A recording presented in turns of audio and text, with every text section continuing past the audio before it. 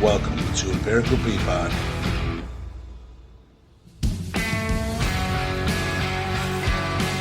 I'm your host, Tim Day.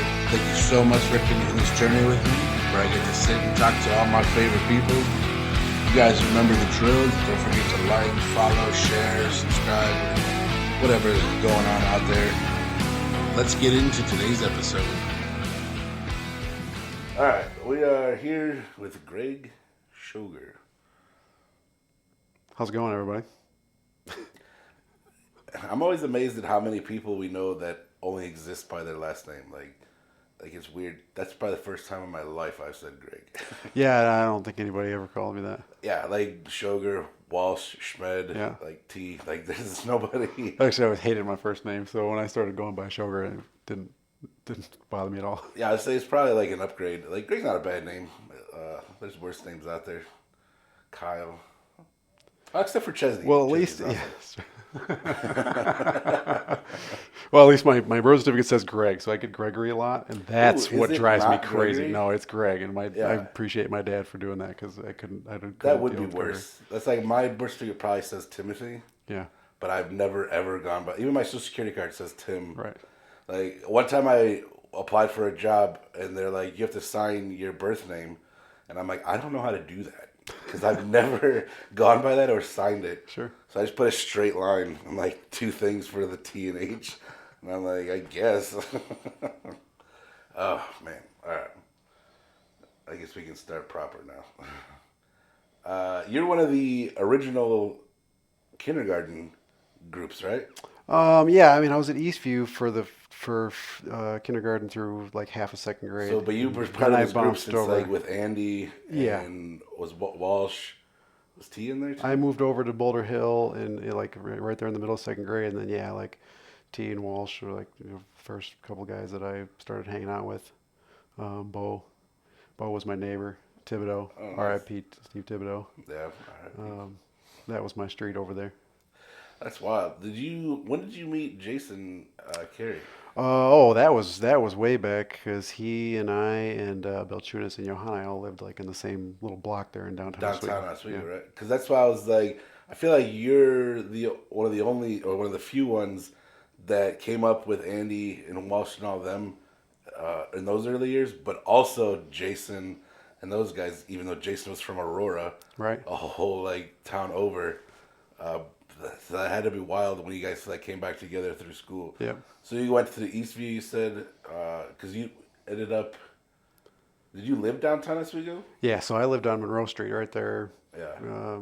On the back side of, so Johanna was literally directly behind me, and then Belchunas was just down the street. And then I forget what year Jason moved into that neighborhood, but we were pretty young. He ever lived in that neighborhood? He was, or if he was just a visitor of that. I think neighborhood. I think his grandma lived there. Yeah. And so they were there a lot. Yeah. But because I think he stayed in Aurora until he moved somewhere else proper. Yeah. But you didn't go to Trauber. No, so I moved to Boulder Hill, again like somewhere in the middle of second grade there, Okay. and so then I ended up going to Thompson. Okay, so that's when you would have. So you weren't in kindergarten with those guys. You were in like second grade. Right. But still like super young. Yeah. It's wild that that's literally like 40 years ago, and like everybody's still friends. Right.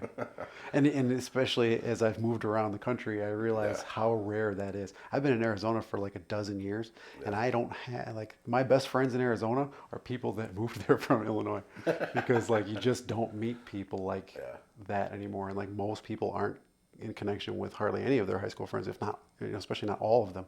Yeah. We have a weird thing here. It is incredibly unique. Yeah. Like even when I think to like my parents, I'm like, my parents never had friends. Right. They just worked and then were mad all the time. That was life, I think, for the majority of people. I feel like that's probably most of my life too, is just working and being mad. So you went to Thompson. Right. So you kind of would have walked that line though, of having friends that would have gone to Trauber, having friends, making friends over in Boulder Hill. So what was it like then to get to high school and kind of see everybody kind of come back together? Was it like a cool reunion, but also like everybody's changing too, and like is everybody too cool? I mean, kind of. I mean, again, high school was never my favorite thing. I'm aware. I remember in it. British literature, you would just sleep And Zach and I would just mess with you all day. Was that senior year? That was With senior year, Lederhouse? yeah. I forgot With you Miss guys were in there. Lederhouse. Yeah, I took that class on purpose because I knew Miss Lederhouse would be cool with me Yeah, coming in high and and she sleeping on my was. desk. She was cool as hell. In fact, she caught at the end of the year that year because I left high school early. I Yeah. graduated in March because Really? I graduated in January. what had happened was I came in for second semester senior year. I was not feeling it. Like I ended up in a Spanish class with a bunch of dickheads I didn't like. Yeah. And so I thought, this is it. So I went down to my counselor's office and told him I wanted to go in this night school program that they had. And the guy basically told me, well, it's for the remedial students or whatever. And I was Yeah. like, dude, listen, I turned 18 over the Christmas break. I was Yeah. like, so if you don't let me do this, I was gonna like, I'm leave. going to leave. So he let me do it. And I left kind of early. So that was the short part of that. But while I was in that course, Miss Lederhouse had called my house, and luckily my personal phone number, back when you had like your own separate line in the house, she Only called rich my kids line. got their own line. She called my line and left a message that she had burned me on plagiarizing. I think it was like back when we started using like sacampus.com and shit. Yeah. And she had caught me plagiarizing something. And so one of the nights that I was at night school, I was super embarrassed about it. So like I just slipped this letter under her door. It was like, listen, I'm really sorry about it. Like I didn't mean to blow off your class. Like I totally took it because I didn't need it. I was like, I'm no problem. If you have to fail me, it's cool. I was like, I'll pick Yeah. up another night school class and it'll be fine. I get my report card. She gave me like a C plus. She was the nicest lady. She's amazing. Yeah. She was so cool. She's somebody I would hang out with now. I always forget that she's probably, 30 years older than us. Right. That can't be true. There's no way she's She 70. was the one that like one of the few teachers that like got spotted at like some of the senior parties. I was gonna say, she yeah. used to show up at She places. commingled a little bit. Yeah. I don't know if she still teaches anymore. So I don't want to get her in trouble, but she definitely showed up She places. did. But she was really cool. Yeah. So did you go to college? No, I could not wait to be done with school. Yeah. I just wanted to work. Did you have like a plan, because like school sucks, and they kind of force you into stuff that you don't care about, Right. And they act like The it curriculum matters. is bullshit. And then you get out of school and you're like, none of that actually mattered. Yeah. But did you have a plan, or not a plan, but like an idea of what like you said you wanted to work? Was there something specific you were looking to get into? No, I mean my stepdad had hooked me up with a job at the lumber yard that he worked at, so like nice. I was already making money, Yeah. and I worked at Papa John's during that last part of the high school and whatever, and it was kind of a jag off thing. But even back then, even back before money things were the problem they are now, I was already thinking like, man, how the hell do you pay for life? Like I don't want to live at home. Like I it's wanted an expensive. apartment. And I was already cheating because I had already started selling weed like before I left high school. Is that So, like, true? Like, you yeah, started oh, in yeah. high school? I mean, because the spring break I think of junior year had a huge party at my house, and it was like my one like exciting social thing that I ever did in high school, and that was when I started smoking because all my friends had been trying to get me forever. I had been dating this girl. That didn't end well, and they're like, "We're gonna get you high," and they did, and that was like the mind blowing change that my life needed at the Do you time. feel like it was an awakening almost? It helped because like I'm super socially awkward. Like I'm not good with social stuff. Like most of us are. And so like in high school, like I had friends, like I was friends with everybody, but like I wasn't popular. Like I wasn't like all that what you want when you're in high school is like to be cool or whatever. I was not cool. So like 6 months after I started smoking, I was already like, well, I don't want to pay for this. So start selling it. So I started selling it, and like it gave me control over that part of life, and like people wanted to see me and people like needed me, so like I think that's how the whole thing started. But I forgot where I was going with that. What was the question? I don't remember either. But I'm amazed by that. To think about realistically, was it senior year that you started? So like I guess it was probably the beginning of senior year, maybe that summer before. Oh, we were talking about like what I wanted to do, like money. No, that's right. So like I was already cheating at life technically because like I'm making money that I'm not paying taxes on. Like I'm delivering the pizzas. Like I'm doing everything I can, and still like didn't see how I was going to pay for like my own apartment and like having a car and like Be all able that to stuff. do what you want to do. So I ended up in the body shop program at Wabansie, which was Danny T got me into that because he was there the year before, and had a great teacher there, and was like trying to like do life normal. Like, Right. so I take this body shop course, and then the teacher there, super cool guy. His name was Don Bolden. I, if he's still around, I'd love to know where he's at because he launched this for sure.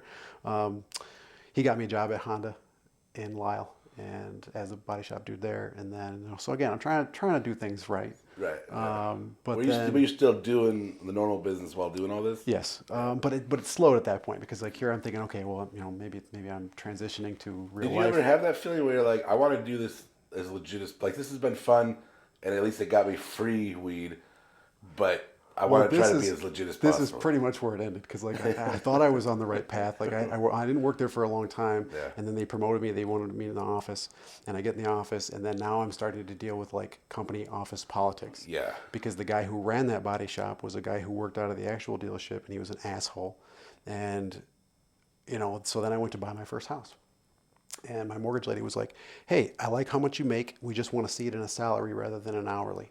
So I went to the powers that be at my work, and I'm kind of getting blown off about it. So I skipped ahead a couple people, and I went right to the owner, and I was like, "Hey, Nice. I want to buy this house." They don't. It was the People house under that didn't like that. It was the house on next door to my dad's house. Yeah. So I wanted it. I thought this would be cool as hell. Right. And I was actually buying it with Ben Lackey, and RIP. Another RIP is unfortunately Too so many of missing those. people from these stories. Yeah. So we wanted this house. So I went and skipped above the asshole to talk to the guy I needed to talk to, and so then I start getting picked on, and he's coming over to the office and screwing with my files and whatever. And so and in my head I'm thinking the whole time like, you assholes think I need this job and I don't. Right. So my boss there, the guy directly above me, he was a really nice guy, one of the best bosses I had, and the few that I've had to have. I went to his office and I said, "All right, Herb," I said, "I'm leaving." He was like, "Oh, you going to lunch?" I said, "No, Like, I'm leaving. I'm leaving." I was like, "Here's what's going on with my files. I'm out." And then as I left, I literally pulled out of the parking lot and I called my old guy and was like, "Hey, I'm gonna need some shit tonight. I'm going back to work." And he was happy. And I went back to work, and that was pretty much the last time I took a job seriously. Yeah. Because I'm thinking, I don't want to do all this. Fuck that. This is hard as hell. And then in a moment's notice, I piss off the wrong guy, and now I'm getting screwed with. That doesn't People sound will like, ruin a job, and that sucks. yeah, Like, it doesn't sound like fun. yeah, well, and there's no point either. Like, I feel like too, you're a no nonsense kind of person. Like, say what you're doing and do what you say, and don't be a dick about it. Like, Yeah. if you can't handle something, talk to me like a person, and just do your goddamn job. I was crushing the job too. Yeah. And in fact, a couple weeks later, I get contacted by my old boss, and he goes, "Hey, would you come in and sit down with us?" I go, "Yeah, sure." So I came in and I sat down, and the HR guy, of course, is there, and then Ray's standing in the back with his arms folded like a dick. And they're like, "Well, what can we do to keep you here?" And I was like, "Well, listen," I was like, "I want the salary that I was trying to get from you guys, because that was the whole point." Yeah. I was like, "Gonna have to bump that up 10% now," and I was like, "And you have to fire Diane." Diane was this chick that worked in the office, and to make the long story short, she was making the same amount of money as me to answer the phones and do her homework, and she annoyed the hell out of me. And she was a completely worthless contribution, and she was banging the painter, and it was just annoying. Well, at least you're not. So I petty said, about it. "You guys got to get rid of Diane." I said, "You want me to answer the 6 phone calls a day that she takes? I'll do it." And they wouldn't. They said, "Hey, the salary's no problem." I said, "But we can't." They gave me some BS about, "Oh, we're not the corporate foot that comes down on people. She needs this job." And okay, fine. Then you can't have me. I'm out. Wow. I'm like, I'm not gonna, because there was like a glass wall between my office and hers, so I had to look at her all day too. I was like, "No, I can't do this anymore." So I left. So I mean, they wanted me there, and it could have been a cool thing, but so right away I was just salty taste in my mouth about what careers were supposed to be. I don't want to do that. Yeah. So after that, like you said, that was the last time you took a job seriously, but you've always had to have, and stop me if we're getting too far into don't talk about territory, but you've always had to have a job to show money coming in. Right. So And you've always at least held some sort of petty whatever, but you never had to like give a shit about it, right? Right. It's just like, I don't want to say front because that sounds incriminating. I mean, technically that's how it played out, because what I did next was I started working with a good friend of mine at his shop. Yeah. I rented a little space in the back corner of his building. Right. And was just kind of doing a little side work, screwing around with my own stuff in there. And then, but Ben and I did get that house.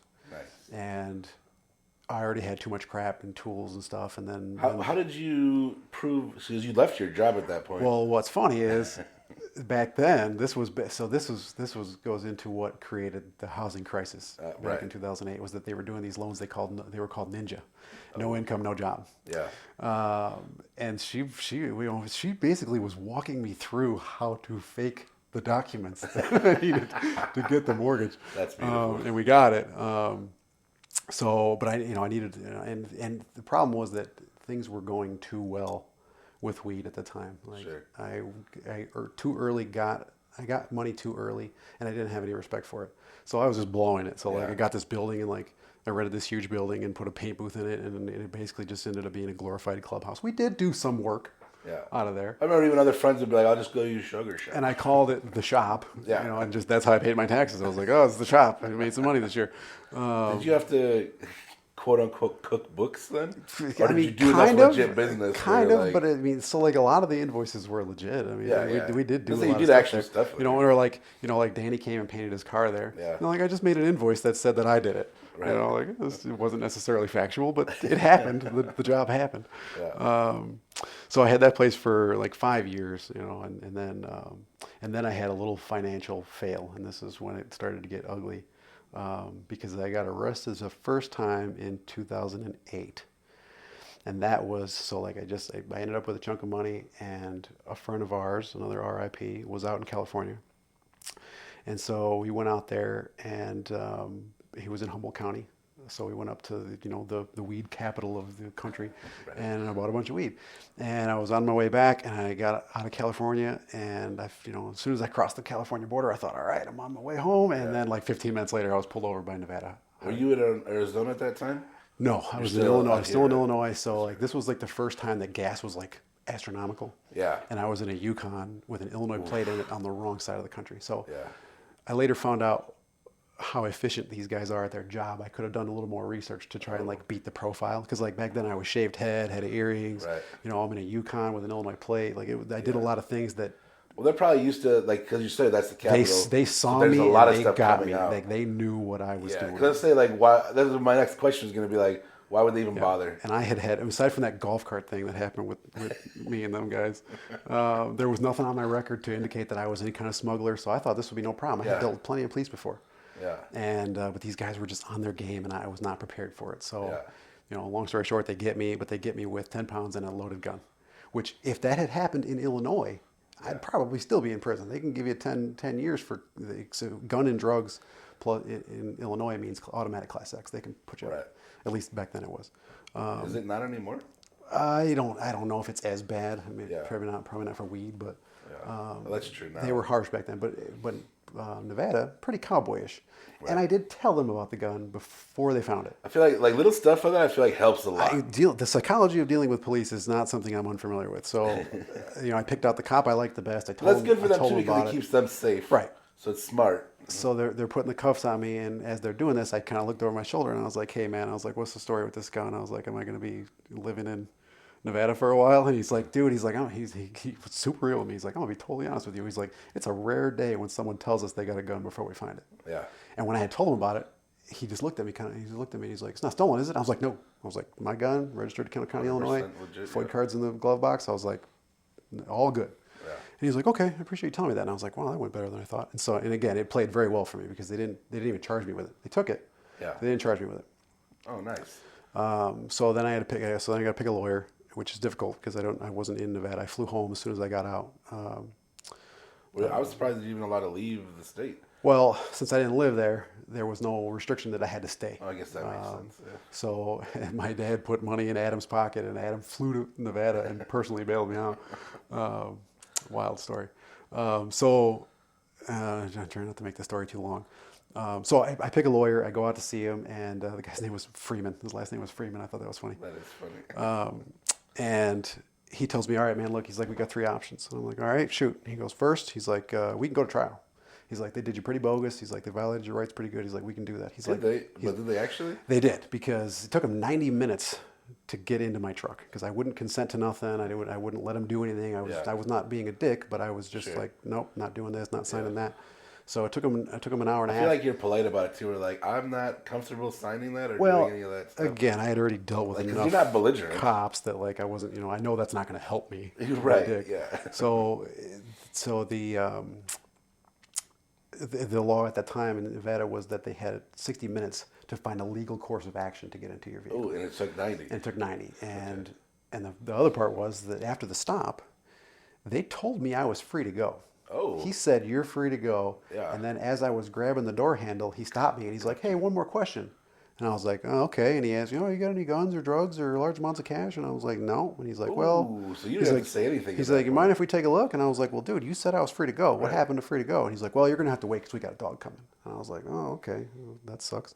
But that was another. So there was like several things that my lawyer said could happen. But But that means that they had to write that up in the police report that all that happened in that Right. way. Because they could have easily just been like, that's not what well, happened. yeah, so and there was and I told me sure to tell my lawyer there'd be two dash cams because at one point in the middle of the thing they switched the vehicles. Oh. And I figured they were doing that on purpose so They that thought it they would were not slick. look like it was as long of a stop. Yeah.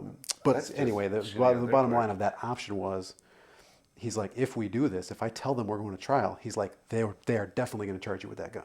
He's like, you didn't get charged as a courtesy, Right. but they can charge you with it. He's Sure. like, then we got to fight that too. And then he's told me his hourly rate, which was like astronomical, and I was already broke, so I'm like, that's not happening.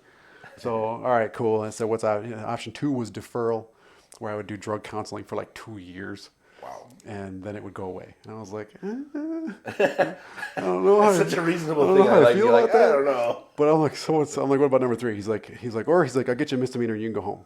And I was like, okay. I'm like, probation, supervision. He's like, nope. He's like, you can go home and smoke weed if you want. And I was like, I like that. Let's do that. Man, what is misdemeanor So even I mean, pled. then? Jesus. So I pled to misdemeanor conspiracy to possess, as if I had not actually possessed. Right. But And so, you could've. and my lawyer, I mean, and this guy was expensive, and I knew I knew that if the guy that I called didn't tell me a certain number, that he was not the guy that I wanted. Right. So, Well, realistically, you're going to get what you pay for right. as far as legal and counsel. this was my first lesson in that, because Right. we walked into the courthouse, and I mean, everyone says hello to my lawyer. He was like the baddest dude in the room. That's awesome. And then we go into this room. He's like, sit down right here.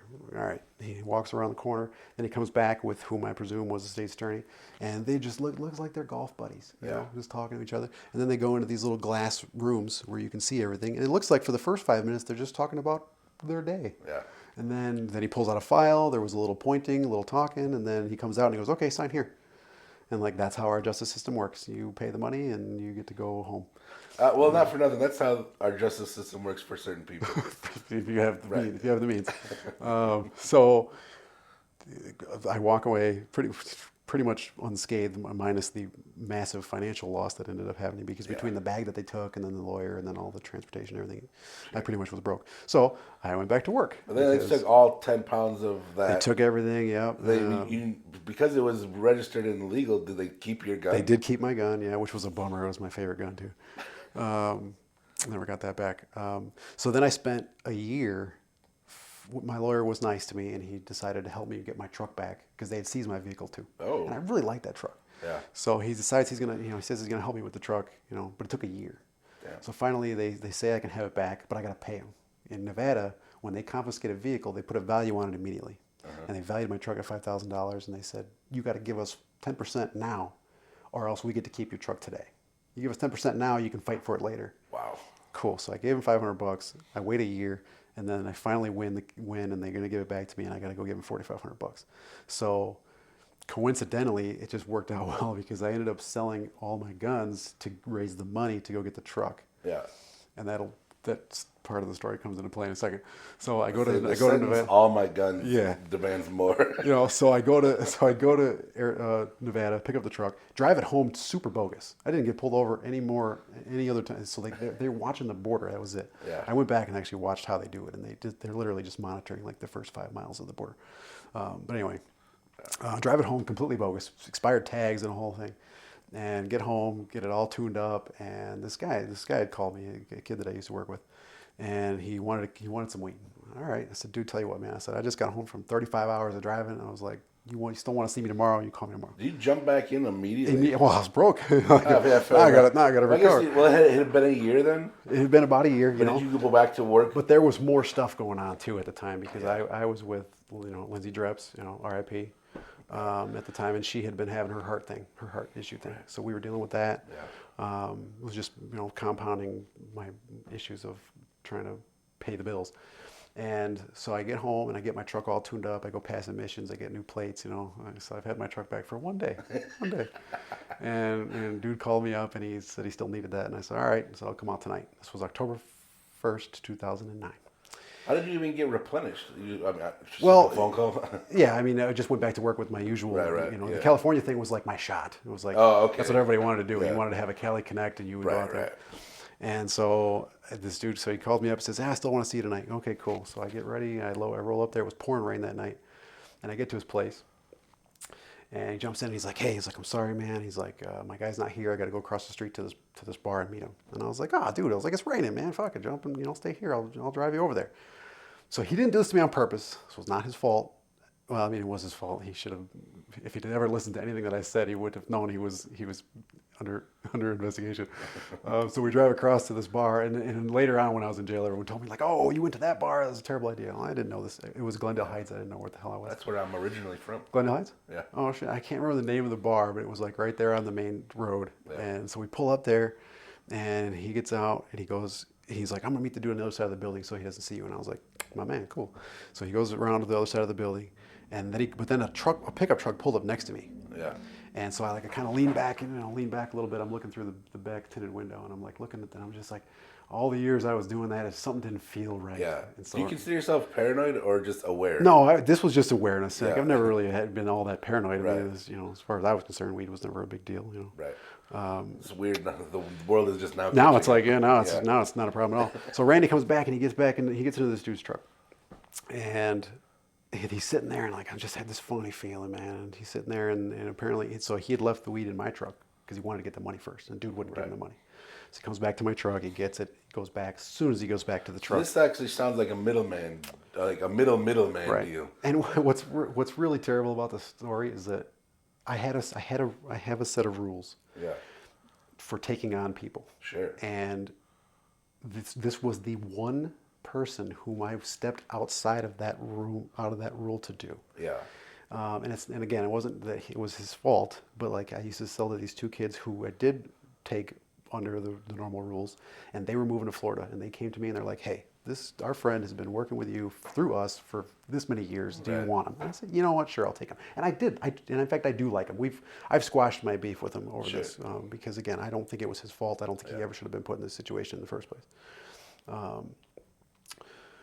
So he jumps back in the truck with the guy, and then I noticed this white Dodge Charger come out from behind the building, and I was like, "Oh no, this is happening!" And then they were everywhere. Yeah. Chargers and Pontiac G6s, all his undercover stuff, and they came out. Assault rifles. They acted like we were Pablo, Yeah. and took us down. And they damn near fucked me up that night. Yeah. Ripped me out of my truck so hard they broke the door hinges. Wow. It was rough. And so, we get in the room, I tell him a brief story about, that makes sense about what I'm doing there. Yeah. And then tell them to fuck themselves, I want a lawyer.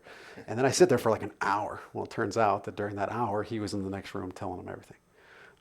Because he was a young dude. He was just a kid though, like, this is probably the first time he's shitting his pants. He was not a drug dealer. Right. This dude bought ounces from me that he distributed to his couple of dudes in his apartment complex for 6 years. I liked him. I like him. He was a super nice guy. Yeah. But then what happened was one of some idiot that he worked with or knew got caught. And then suddenly it was like, "Hey, I'm out in town today. Can you meet my uncle?" And then the uncle was the cop. And again, if the dude had listened to anything I said, he would have known what was going on because particularly back then, and this is DuPage County, so it was DuMeg's investigation, but particularly in that county and Kendall County, quarter pound was what they wanted. They wanted to hit you with a quarter pound because even if I shorted the shit out of it and sold them a super low QP, it was still felony range.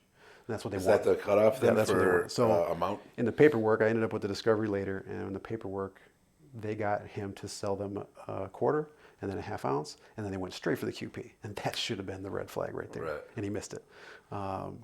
So this was the first time he had ever bought more than an ounce, for something that he was just trying to make a buck Yeah. on. And so they railroaded him into this. He would have never asked me for that had they not asked him for it. Right. So it was the police that railroaded this kid into a thing. So they take us down, and and they didn't even know who I was. They had no idea what my name was that night. When my lawyer got them to admit that, when we had to fight for my truck, because the funny part about that is they seized my truck that night. So you just got it back for I had my just truck one back day? for like 36 hours, and they took it. And I'm thinking, God damn it, you guys take my shit every time. So what was really crazy about it was, so I get locked up, and like it was funny because Schmidtke's number, his house number, was the only house number I knew. So unfortunately, Back then we didn't have they had to field my everything. phone calls every time this happened to me. But I got a hold of the powers that be. I said, "Hey guys, go to my house, grab some cash, and come bail me out in the morning." I figured, what's my bail going to be? $1,000? Like, Yeah. technically, can't even prove that I gave them this. Right.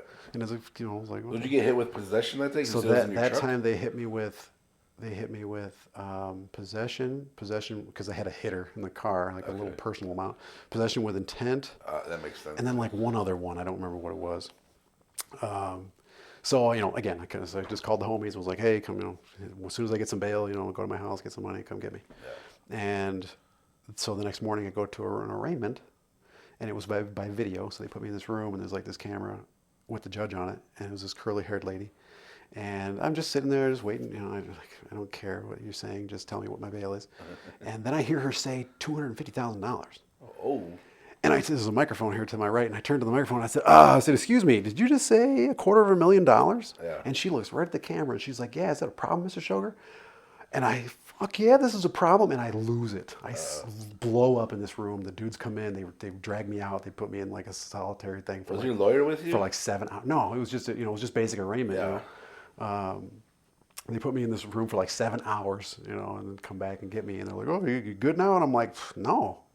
I'm like, dude, I never even heard of no shit like that. Like, this is the highest bail. So then I get, so now I'm stuck at DuPage County. They put me in a cell block, and there's only one guy in that block who had a higher bond than me, and his was $300,000, and he had sold half a key of cocaine to an undercover cop. Wow. So like people are asking me what my bail is, and like, because when you go into jail, everybody wants to know why you're there. Yeah. What are you here for? And I would tell them, and then I'd tell them my bail, and then they weren't believing me. I would have to continually go get my paperwork and show it to people and be like, look, man, I am here for weed. Like, this is what happened. I love the idea of having to show your credentials, literally with paperwork while you're in jail. So on one side of the country, 10 pounds and a loaded gun. Yeah. And I'm like, and they're like, get out of here. I post out for $1,000, and Yeah. my lawyer gets me in a misdemeanor, and it's all good. I go home. In my own home state, I didn't even physically do the thing. This kid says I gave it to him. Yeah. And I'm locked up so tight I couldn't get out. It's $25,000 bond, and at the time I was like, no way, I had $25,000. Yeah, that's wild. So I wait a month, and then I got a new judge. And you stayed in jail for a month? I was there for 28 days, and then I got a new judge, and he was this old guy. And I saw the look on his face when he opened the file. Yeah. Like, he was like, whoa, this is crazy. It seems a little harsh. And he dropped it to 60, and I posted 6, and I walked out. But like, for that month, it was terrifying, because I was like, man, I can't even go home. Like, they're gonna take my house. Like, this is not good. That's wild. So that was the year of hell there that set me off. But it was a very necessary part of life, because again, I got money too early. I had no fucking respect for it. Right. It was like when I was on the way home from Nevada with those 10 pounds in the back, Yeah. I was already like, shit. That was when the new Camaros came out. I was like, oh, I'm gonna go to the dealership. I'm gonna get myself a new car. Like, I was spending the money before I even made it. Yeah. No respect for money. So it was like a very necessary lesson. Like, it was good, so that my second time of trying to come back up, I would have a little bit better idea how to deal with money. Well, you'll start learning how to respect it and be responsible and stuff like that also, and not so flashy and stuff. You had alluded to the golf cart story. Do you mind telling that story?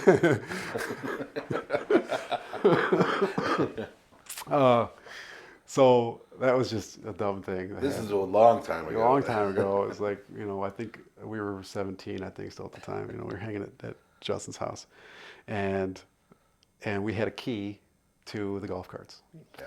It was so Posty. the golf, Posty had the key. there was a golf course like across. Right across the street from. Yeah. I forget what it's called. It was across the street from the old Oswego Police Department, which made it even stupider what we did. But Posy's got this key, and we smoke enough weed that it becomes this reasonable idea that we're going to go take a golf cart. So Justin and Posty go in one car, or no, we dropped them off or something like that, and Co and I were in Posty's car as the lookouts. So they go in, they get the golf cart. We flash the brake lights to tell them it's safe to cross 34.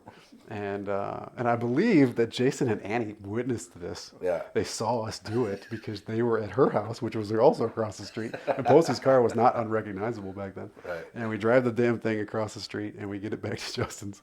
And then we don't know, now we don't know what to do with it. So we end up taking it apart, trying to make it unrecognizable. Yeah. And then I think me and Adam left. I think Posty and Justin stayed at his house that night. But Carl wakes up and Carl is pissed. Yeah, as he would be. And I'm surprised you guys would go to his house. Right. And well, leave it there. I mean, I love the Schmidekes, man. I mean, they're great. If there was ever of course, Carl's gonna be pissed. If there was ever a second family for me, it was them. They were very nice to me during a time when things were not so hot with me in life. But so he wakes up, he finds this fucking thing in his garage, and so he did the cool dad thing and was like, all right, we're gonna go take this thing out to the country, we're gonna drop it off and let it find its way home. Yeah. Well, and it didn't find its way home. Somebody lit it on fire. Oh. And I still think it was a fucking whacker litter, one of these crazy motherfuckers that used to live out there. Because they just left it on the side of the road on Harvey Road and it burned. It looked like spontaneous combustion, man. There was a perfect square burnt in the grass and all that was left was the axles. This thing melted to nothing. Wow, it was a gasoline cart. Yeah. So it was gas. It wasn't like a battery. Yeah. So we just assume that it's over. And anyway, long story short was somebody found out, and we get called down to the police department, or I get called down to the police department. She called I can't remember the lady cop's name who used to be at Oswego. I don't remember her name. Bond. Yeah. Officer Bond. She called me and she goes. She was awesome. She's like, she was awesome, but she was not awesome to me on this particular day. She calls me down to the office or to the school or whatever, and I think I went to the police department even. She called me on my cell phone, creeped me out. Yeah, that is weird. And I go down there and she's talking to me about this, and I'm like, I have no idea what you're talking about. But the whole time she's talking to me, there's this handwritten piece of paper in front of her, someone clearly has some chicken scratch for it. I'm thinking, what the fuck is this on it? So eventually she's like, so this is the story you're gonna go with, and I was like, I have no idea. I have no idea what you're talking about. Then she takes this piece of paper and she turns it around and she slides it across the desk. It's fucking Posty's statement. And I was like, God damn it. I was like, well, I suppose I should have a lawyer then. She's like, I think you should have a lawyer. And so I leave, and so then they wanted to throw an arson at us. But you guys legit didn't have anything to do with that. If it didn't get set on fire, this probably wouldn't have been a big deal at all. Yeah. It probably would have just made it home. It was missing a few parts. It would have been fine.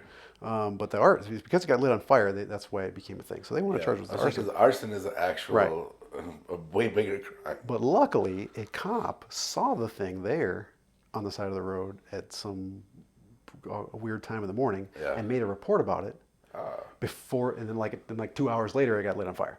So that report saved our ass from the arson, and so they charged us with I don't know, some kind of theft or criminal damage to property. I think is what they got. The shitty part of the story is they nailed Carl for it. Being the adult in the situation, they held him to a little higher standard, and they kind of burned him on it. So he was upset with us, rightfully, for a while on that one. It was a stupid fucking thing to do. Yeah, it's a funny story, but that does suck. But. So after kind of all that and that absurd year that you've had, so that's still what you do now, what you've done over all this time is still essentially that. Pretty much. When did you move to Arizona? So I left. So as soon as I got out of jail, I immediately wanted to transfer. So I took a plea. They were going to put the dude that I got in the case with on the stand. So I couldn't beat it. I had to take a plea, so I pled to the felony and immediately asked to transfer my probation to Arizona. Because I thought the best thing for me would be to just get away from the place where I'm more prone to be doing something I shouldn't be doing. already established in Arizona? Like, are you allowed to Kind just of. kind of throw that anywhere? My grandparents moved out there when I was little, so like So you have family so out coming there. up as a kid, like Yeah, that yeah. was our family vacation. Like I Okay. always loved Arizona. So you didn't I live there, always, but you're like, send yeah, this I here. always wanted to go there, and I That's where I'm thought gonna now's probably my end up. time. I'll just Yeah. go do this. Okay. So my stepdad was living out there. He had a job for me at his air conditioning company. Nice. So like, because like in order to transfer probation, you have to have something there. Right, right. So got enough criteria for them to let me go there, and I did. But again, now I'm back to trying to be legit. I'm working for Yeah. his company that's brand new, and it was a struggle. You said it was HVAC? Yeah. Do you like doing that? I like to know a little bit about a lot of things. Yeah. So I've just kind of dipped my toe into a lot of stuff, and that was an important one. Yeah. Being able to fix your own Yeah, 'cause AC, that's especially in expensive. Arizona, is a huge thing. Sure. You know. Yeah. Because I'm always like, it's easy to kind of write off somebody that's like, I'm gonna go this route and just like deal drugs or whatever, and because I can't hold a real job or I'm lazy and don't want a real job. And it's like, you're not afraid of work. You have to have something else. Sure, If you try yeah. to live life just on that, you're gonna fail. Yeah. And even that job, I always treated it like it was real, Right. which is why I was good at it, because everybody else wants to, that once you become a hustler, all of a sudden you have to have big wheels and Well, I feel like there's stupid two. shit. Maybe I'm wrong. I feel like there's two thought processes: the overtly spending and like trying to look this part that doesn't exist, or using too much of your supply and dwindling. And not having That would be anything. the other one, yeah. So yeah, that was. Oh shit, lost my train of thought again. How you ended up in Arizona? Oh yeah, so I go Transferred to your Arizona, probation. and probation was hard. I mean, this guy would come to my house and Yeah. like search my house all the time, like.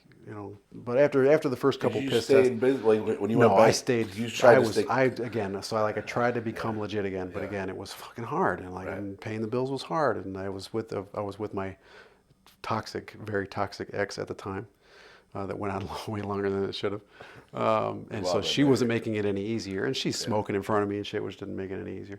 Did you even stop smoking at that time? Oh yeah, because I was on Oh, that probation. makes sense, The yeah, 'cause conditions you're of my getting probation watched. was, if I fuck up, I Yeah. go back to jail in Illinois. I say they didn't pull you back. So I'm like, I'm not doing that. I'm staying here.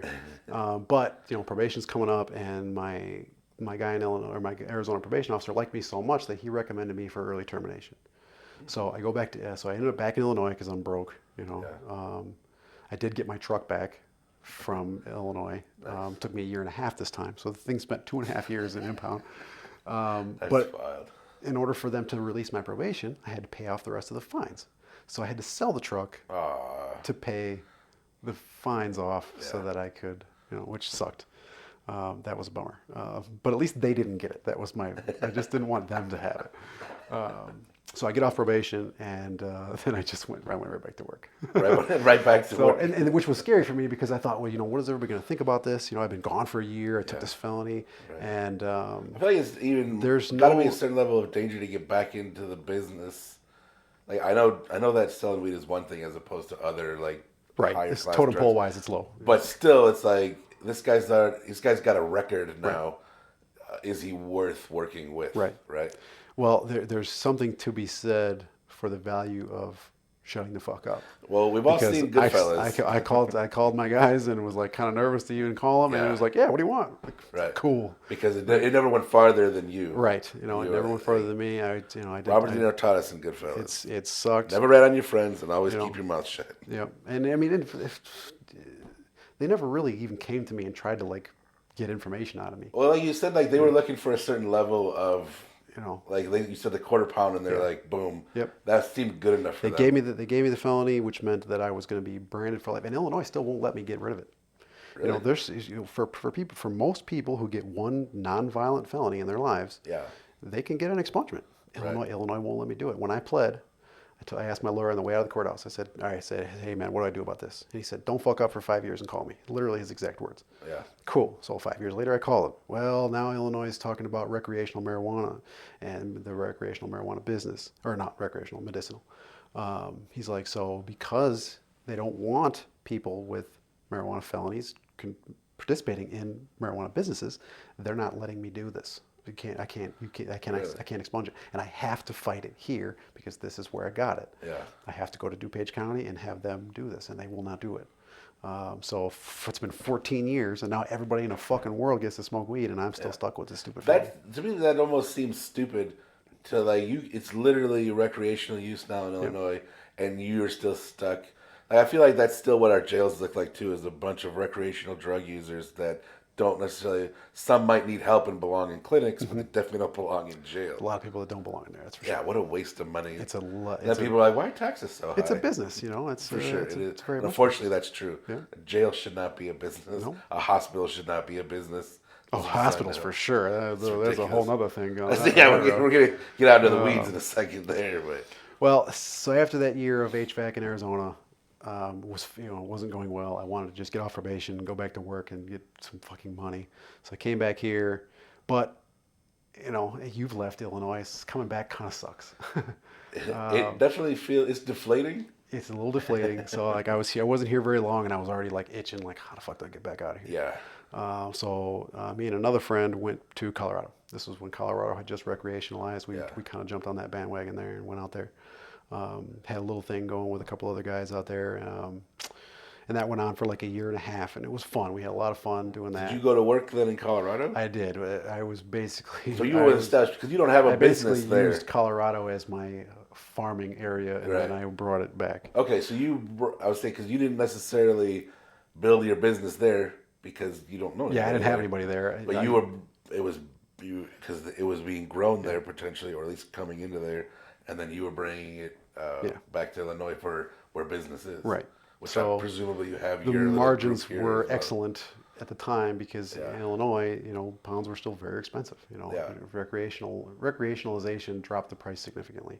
Really? But there was a time when good Yeah, pound I would cost have thought it would have been the $5,000. opposite. Well, but then you see, I don't know shit about It's market saturation at this point. Yeah, but recreational prices are absurd. It is. The only people who go there are people who don't have a plug. Right, You don't go there, or if you maybe you want some variety, or you want It an seems like extractable it's really product. just an edibles business more than a marijuana business. Yeah, it's the housewives and the grandpas that are going there, convenience of it, get some gummies and whatever. Hell, half the teachers are doing gummies at work now. That's true. So that went on for a while, but so you put too much money between a group of friends, and it starts to get a little funny. Is that true? Like, what do you mean? Well, and again, I don't want to put anybody on blast. No, But yeah, the operation started to go south. Okay. Certain parts of this situation were feeling a little. So are you alluding to kind of the idea of you're not here, but your business is here, and you're kind of just running stuff back and forth, but you've clearly got people working for you here. There was a lot of risk and a lot of work, and the money was not adding up the way it should have. Yeah. So, because I've seen just from being friends with somebody like T, where it's like, I see that you're smoking a lot of weed sometimes, but I also know that you're on a particular payroll. Like, what? Something's not going to add up eventually. Well, we decided to. And that's not to bless him. Like, and the last mission, and we had a driver for this, so yeah. Sometimes my guy that I had moved there with would need a ride one way or the other because I always followed the driver. Yeah. And there was a sign because this was supposed to be the last mission, and then there was this big giant neon sign that told us it was the last mission because we're driving. I love the cliche of like, we'll do one more job. One more job, and it almost was our last job. It could have really been the last job. But so we're driving, and my guy had wanted to ride to Illinois, so he's riding with me in the follow vehicle. Yeah. And we're just following the driver, in a little distance, between us, whatever. Sure. But we just like to keep an eye on things. And we get through Nebraska. Nebraska was the fucking minefield to get through. Really? Going either way. Yeah. I got hit a bunch of times on the way back, and I couldn't figure out why. And it was because they were taking money.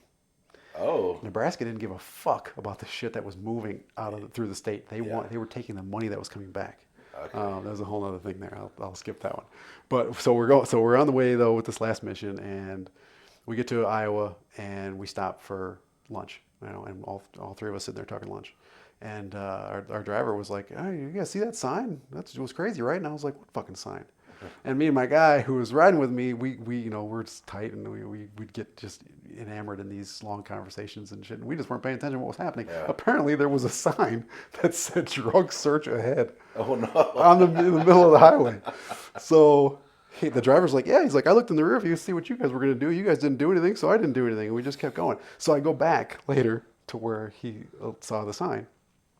And it was like 1 mile before the first Lancaster exit. Lancaster County is Lincoln.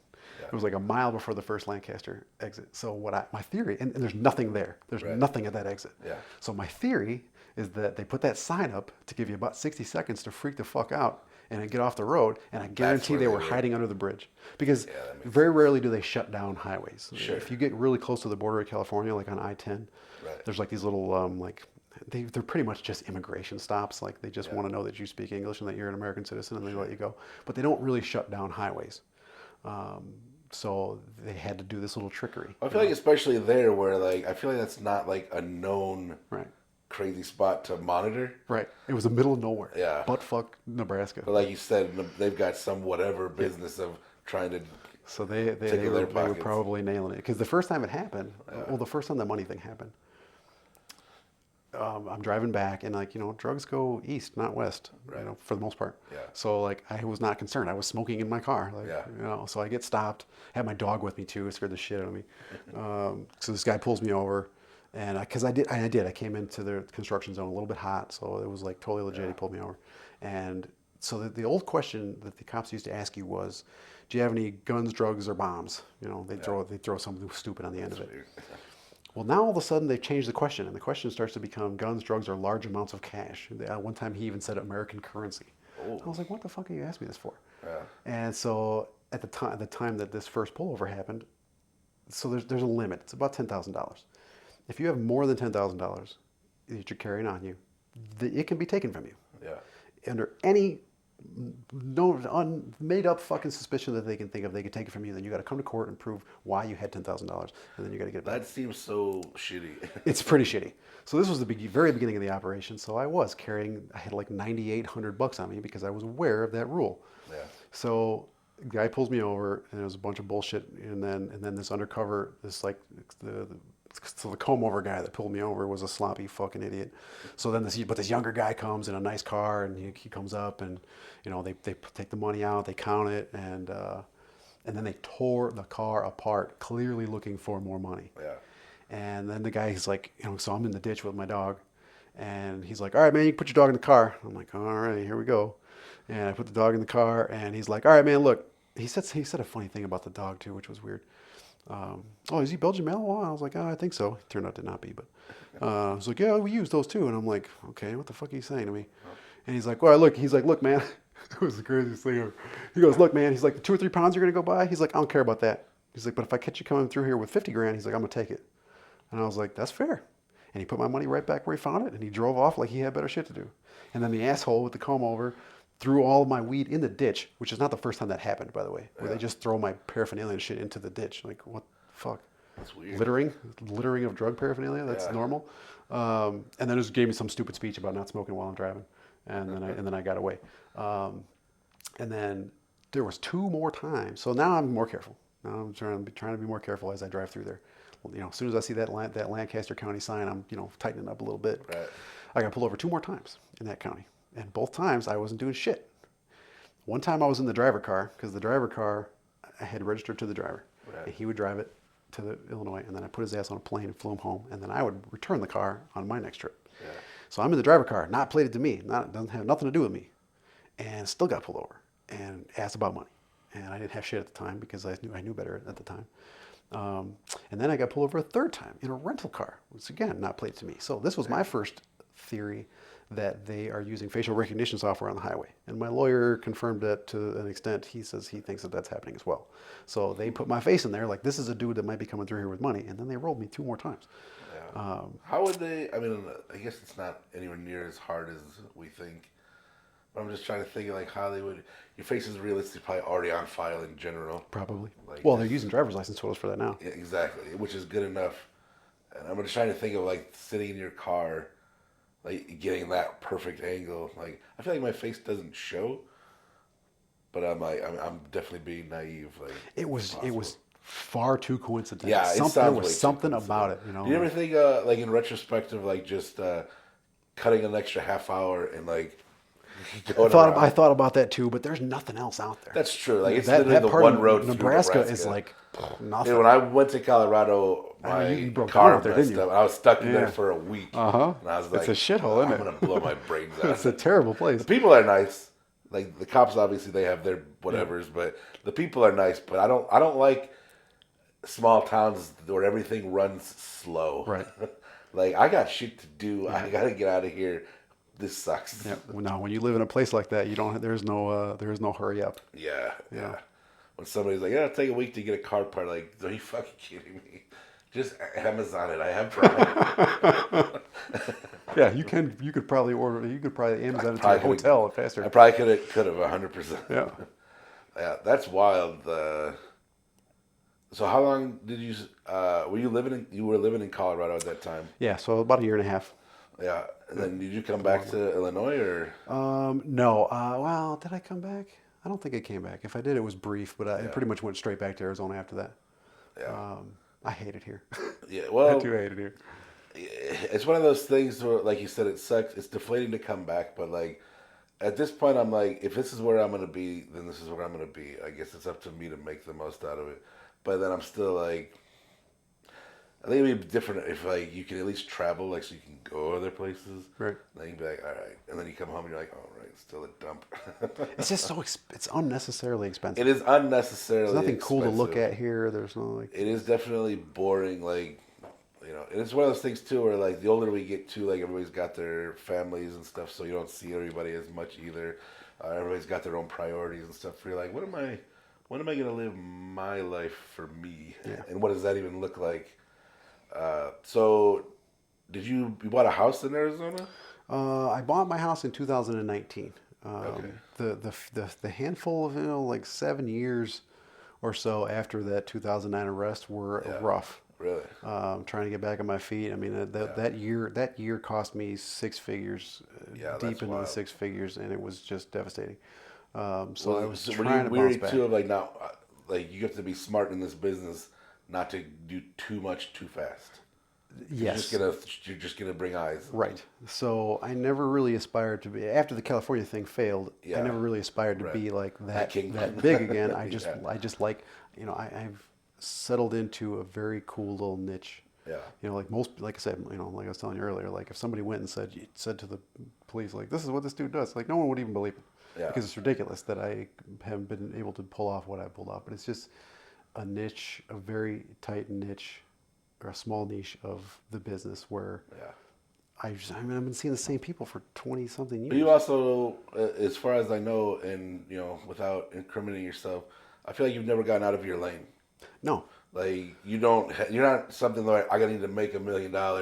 I'm trying to be a mogul. Like no, No. it's like, hey, I just do this, and I want to live comfortably, and that's it. And that's what that hit taught me. Yeah. Taking that hit in 8 and 9 taught me, like, okay, my ambition for this particular lifestyle is too high. Right. I can't put Ferraris in the garage, or else I'm gonna have to deal with the IRS. Like I just want to not. I just don't want to go to work. You Right. see the way I'm dressed. This is the way I dress every day. Yeah. I don't wear shoes. I come here in the middle of winter and I do not wear pants. Like Yeah. I just want to be comfortable. That's why I went to Arizona in the first place. I just want to be Smart. comfortable all the time. I don't want to have to go to work. Yeah. So I'll take a job here and there if it suits me or if I like it. But like I just want to wake up not feeling stressed every day. So like the 9 to 5 gig, I could never do it. I would freak the fuck out. Yeah. It's stressful. I it's just like stressful. the idea of like doing a quote unquote like illegal criminal activity is like nice and unstressful. Well, and it's funny because it gets less stressful every year because it becomes less of a problem every year. That's true, In too. Arizona, I'm legally allowed to grow. Yeah. So like So you do have a grow house. I can down grow in there. Arizona, and it's perfectly fine. So the neighbors can't complain about me smelling like weed because Yeah. that's not a probable cause So anymore. you're out of working for somebody else now. Yeah, no, I don't. So you're your own. You're the company now. do my own thing now, and again, my thing is entirely retail. I don't do anything. How anything is? huge. I mean, the transition to that's got to be beautiful. Like just to feel good. Oh, yeah. Of not having to work. Like not that you always kept your nose clean as you could anyways, and were always a stand up dude. But like now not having to worry about that at all. because you have your own legit Yeah, business. I really don't worry about it. It would be. What's it like though? Like, how are you growing? Like, I don't know anything about drugs in general. But what's like? How do you know what to grow? Like what strains? Like it's things like that. Is there? Do you just know the demand? Like you said, you've done it for over 20 years. Yeah, it's Like you know what's gonna sell here. I've settled into some. I Whatever settled into some whatever you strains give that them. people like. Yeah. I get people who ask me for sativa sometimes, and I just don't have enough demand for it to like dedicate an entire area of my room to grow it. To grow it. So I try to find things for people like Did you say? What did you say? to grow it. Yeah. What? To grow a sativa. So like Oh, it's like all my stuff is indica. Most of the stuff you see now Is is sativa either, specific? Yeah. So strain? sativa is supposed to be more of like so your indica is like a little bit more of the sleepy kind of couch lock kind of weed. Like sativa for some people, or if not most people, it's supposed to be the uppity, can still function during your day. Like I don't know any different. Like I smoke, like I'm an old school smoker. I don't do edibles. I don't do dab. Like, there was some dabs we did in Colorado, but the shit made me retarded, so I had to stop doing that. I just like to smoke joints, like Willie Nelson here. Like that's all I want to do. You're an old soul. So I don't care, but some people ask me for sativas, and I try to get things for people that they want because I like this job. I fucking like this job. Yeah. And that was so how I got here was after Colorado was over. During that couple of years, the cost of buying pounds here got cheap. It got a lot cheaper. Because Here in Illinois? Here in Illinois. When, pound prices like cut in half. You know, a good pound used to cost $5,000. Now I can buy them for $2,500. So I thought, well, shit, I'll just fly into town once a month and buy locally and do my work until people stop calling me. Yeah. Well, that was 12 years ago, and people didn't stop calling me. How does that, if you don't mind, like, I know they fluctuate and change. It depends on the quality and the strands and everything. But you're saying, at least at one time, a pound was $5,000. Yeah. And then people usually buy it in what, ounces? Yeah, your typical, as long as you got a decent job and you're in your 30s or later, you just buy an ounce. So, and how many ounces are in a pound? 16. So, how much is an ounce? I know there's depending on the type of there's very wide. It probably vary anywhere from 160 to 250. Okay. Whereas back in the day, $350 for an ounce was a reasonable price. Really?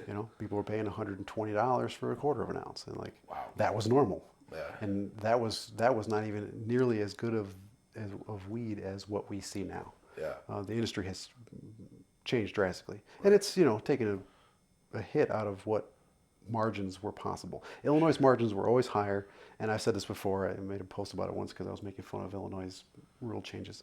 But Illinois, because the rules were so harsh, that's what made everyone want to do it. Well, right. That's what creates margins. If they weren't so harsh, they wouldn't have had so many people trying to flood in here and do shit. Yeah. If their drug laws weren't so crazy, they wouldn't be having the problem that they were having. There's an old rule, I forget the exact writing of it, but in ancient Japan where they talk about the laws create criminals. Right. Like, if you didn't make this law, the criminals wouldn't exist. I forget what's going on up in Oregon now, but like Oregon's like letting everybody do whatever the fuck they want. Oregon's wild. But that's where we're headed as a nation. Is like, especially with the with the numbers of the police department are coming down. Yeah. They're trying to figure out less ways of having to deal with people who aren't fucking hurting anybody. Right. Like, this is not a problem. Yeah. We don't need to sit in parking lots and wait for every fucking person to come out and see what we can bust them for and pull them over for license plate lights being out. It feels like a waste of resources. It was an absolute waste of resources. And I think having those kind of people in jail is a waste of resources. 100%. 100%. And Illinois is getting a little out of the pocket with this whole no bond thing, because now you pretty much have to kill somebody to get held. So like that's kind of like the wrong. They take it too far. Yeah. But I understand why they're doing that. They're trying to figure out how to make the police department more resourceful, because we don't have any good cops. Cops are dickheads. Yeah. For the most part. I've only met a couple of cops that I found to be respectable people. Yeah. And that's not trying to like slam everybody who's got a cop as a husband or a wife or No, whatever. and I'm sure there's other good ones out there. There's a couple of good ones out there, but I've encountered a fucking ton of them. And I think even those good ones would be like, yeah, there's a lot of shitty cops. There's a lot of shitty cops, and that was because these people joined the police department because they wanted to either do some shady shit behind the doors or they wanted to hurt somebody. Yeah, and I think that's what I was gonna say is I feel like it almost attracts a certain level of thing. Like I've known some. Officer Sutter was awesome. He was a liaison. Yep. Bond was awesome. Like they still have to be dicks when the job calls for that. Yeah. But like I'm not gonna hold that against him. But everybody remembers Officer Dickey. Like oh yeah, that son of a bitch. And I understand he's up there now, which is what he wanted. He wanted to be somebody. There you go. You know. Yeah, but I'm with you. So while you've been in Arizona, I guess recently over the last couple of years, you've gotten into real estate. Right. So this was right about where things started to finally turn around. Yeah. I had a bankruptcy that was needed to be done from all that shit because I mean I walked away from my house. I would let them tow my trailer, my bike, my cars. I mean I let them take all that stupid shit that I had bought. Yeah. I just let it all go. Yeah. And you know I stopped paying my utilities. You'd find something liberating and just like letting it all go. Oh man, I'll tell you, like, it it's really almost like was a weight like, off your back. Where it like, was because like whatever. juggling it was so hard, and then Yeah. I even stopped paying my utilities. And then one day I'm taking a shower, and the water was hot, and I get out of the shower, and I go to fire up a grilled cheese on the stove, and my gas isn't on. I'm like, what the fuck? The gas ain't working. So I walk outside, and it was cold because I remember there being snow out there. Yeah. And I seen some footprints leading up to my fucking meter. And I look out there, and the dude had put a lock on it. And I was like, what the fuck? Well, I'm already fucked. Like, life was fucked at the time. So I'm like, you know what? I fucking walk next door to my dad's house, and I was like, oh, hey. I said, you got a corded grinder out here? And he goes, yeah, what do you need that for? I was like, let me borrow that. So I fucking ran an extension cord out the house, grinding on a gas pipe. My dad thought I was fucking crazy. ground the lock off, threw it in the fucking lake, and turned my gas back on. And it took him like 6 months to figure out that I did that. Really? And I was like, I don't care. What are you going to do? Bill me? Like, I'm fucked. That's hilarious. So I walked away from my house when I moved to Arizona. They took it. And then I just didn't do nothing about it. I lived off grid for like 6 years, man. Yeah. You know, there was a guy in Arizona that I rented from when I first got there. And he ended up, you know, he and I had become good friends because what had happened was I rented the house. I needed a person. My credit was fucked. I was on probation. I had just enough money to get a house, so like I couldn't talk to a property management company. Yeah. It wouldn't have worked. So I was trying to talk to a guy. So like this was the first guy, and I was like, I've been working with him for a long time. And his method of choosing applicants has caused us a lot of problems. But in this for me, it was a win because he took me on and for the sake of my own electric bill and for practice, I decided to clean my unit. So I went up on the roof, I cleaned my AC unit, and I sent him the pictures. And I said, hey, I just wanted to let you know that I did this. I don't want any money. I said, just, you know, but your coil was all fucked up. I cleaned it, and it's nice now. And he sends me an email back, and he's like, yeah. He's like, no, I just had some guys out there. They just did all that. And I was like, no, they didn't. You know, so it turned out, because he lives in California. Yeah. And it turned out that this guy had been getting screwed. Like, because he didn't know anyone. Some realtor talked him into buying 10 houses in Arizona in like 2005, which was like the worst possible time he could have done that. And he had nobody. And he had this maintenance guy, but he was a fucking idiot. Wow. And so I became the guy for him. Nice. So anytime he would have a vacancy, he'd call me up and be like, hey, you know, I want to sell this or whatever.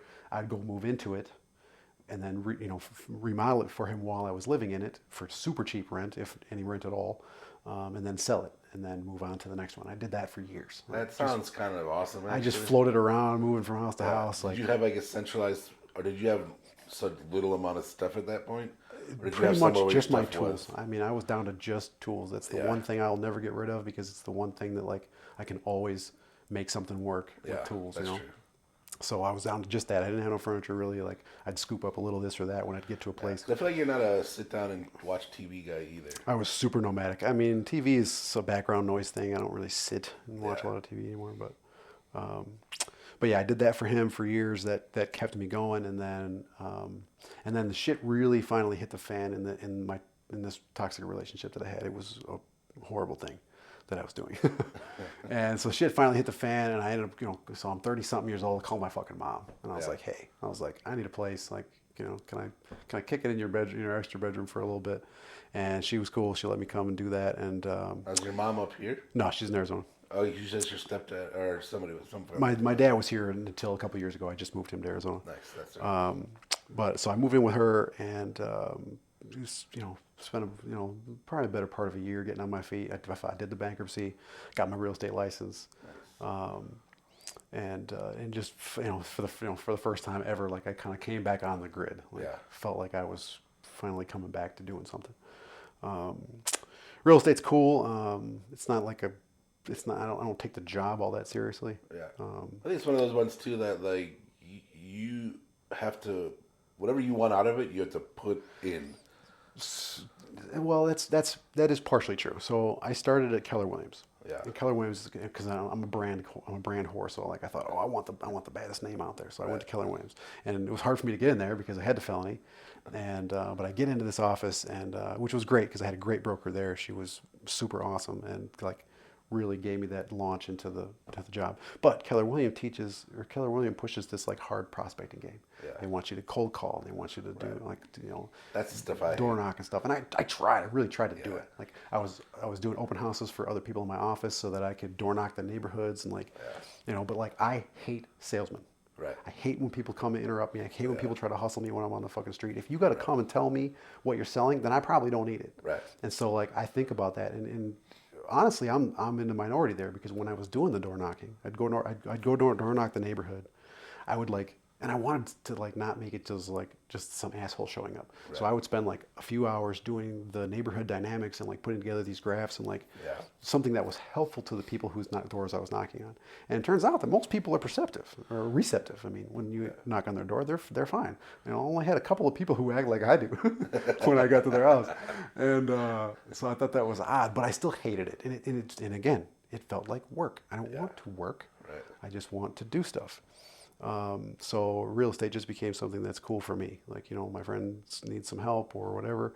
I got licensed in Illinois a few years back now. I guess it's been like 5 years now. Just because so many people would call me and ask me if I could help them, and like, because my people are here, not in Arizona. So I got licensed here and I do a little work here and there, but I do well when I do get business, I do well because few realtors know actually about homes and what's inside the walls, and what's on the roof, and what's in the basements, and like so. As I'm walking through a house with a client, I can tell them like, this motherfucker's going to cost you some money. You don't want to buy this. Yeah. Whereas most people can't do that. They got to rely on their inspections. They got to the realtor. And I'll try to tread lightly because I know so many realtors, but the common realtor can't really help much beyond filling out those paperworks and dealing with your lender and being a part of the team that gets you the house. That's really their job. But like, for sales, so my guy in California, when I sell his houses, I get everything. He calls me because he dude hasn't even been to Arizona since 2008. So he calls me up, says, "Hey, I want to sell this."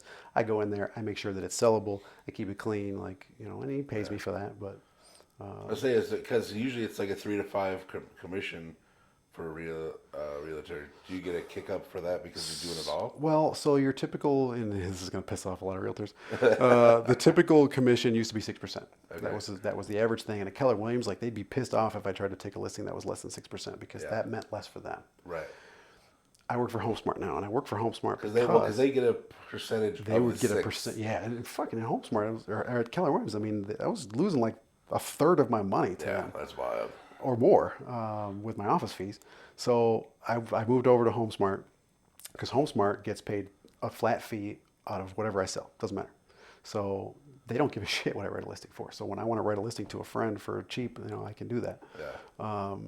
Because these days, especially with your big box companies, you got Zillow and you got OfferPad and there's other companies out there that are trying to make us realtors look bad, like you don't need us. And really what they do is they come in and they just make you some offer that's like, oh, no problem, we'll give you no hassle, we're going to give you this money. Well, a realtor could get you more. Right. Yes, you will give a larger chunk to that person, but they will get you more. Like you'll get more money, and people don't really get that. But it's pretty much, if your realtor's trying to charge you any more than 5% right now, you're kind of getting screwed. Right. Because especially with the average home price being significantly higher than it was in 2020, the commission checks are already up. Like our job is really not that fucking hard. Right. If you know the business, it's a handful of papers. There might be a curveball here and there, but the lender has more of a problem than I do. Like it's a really easy job.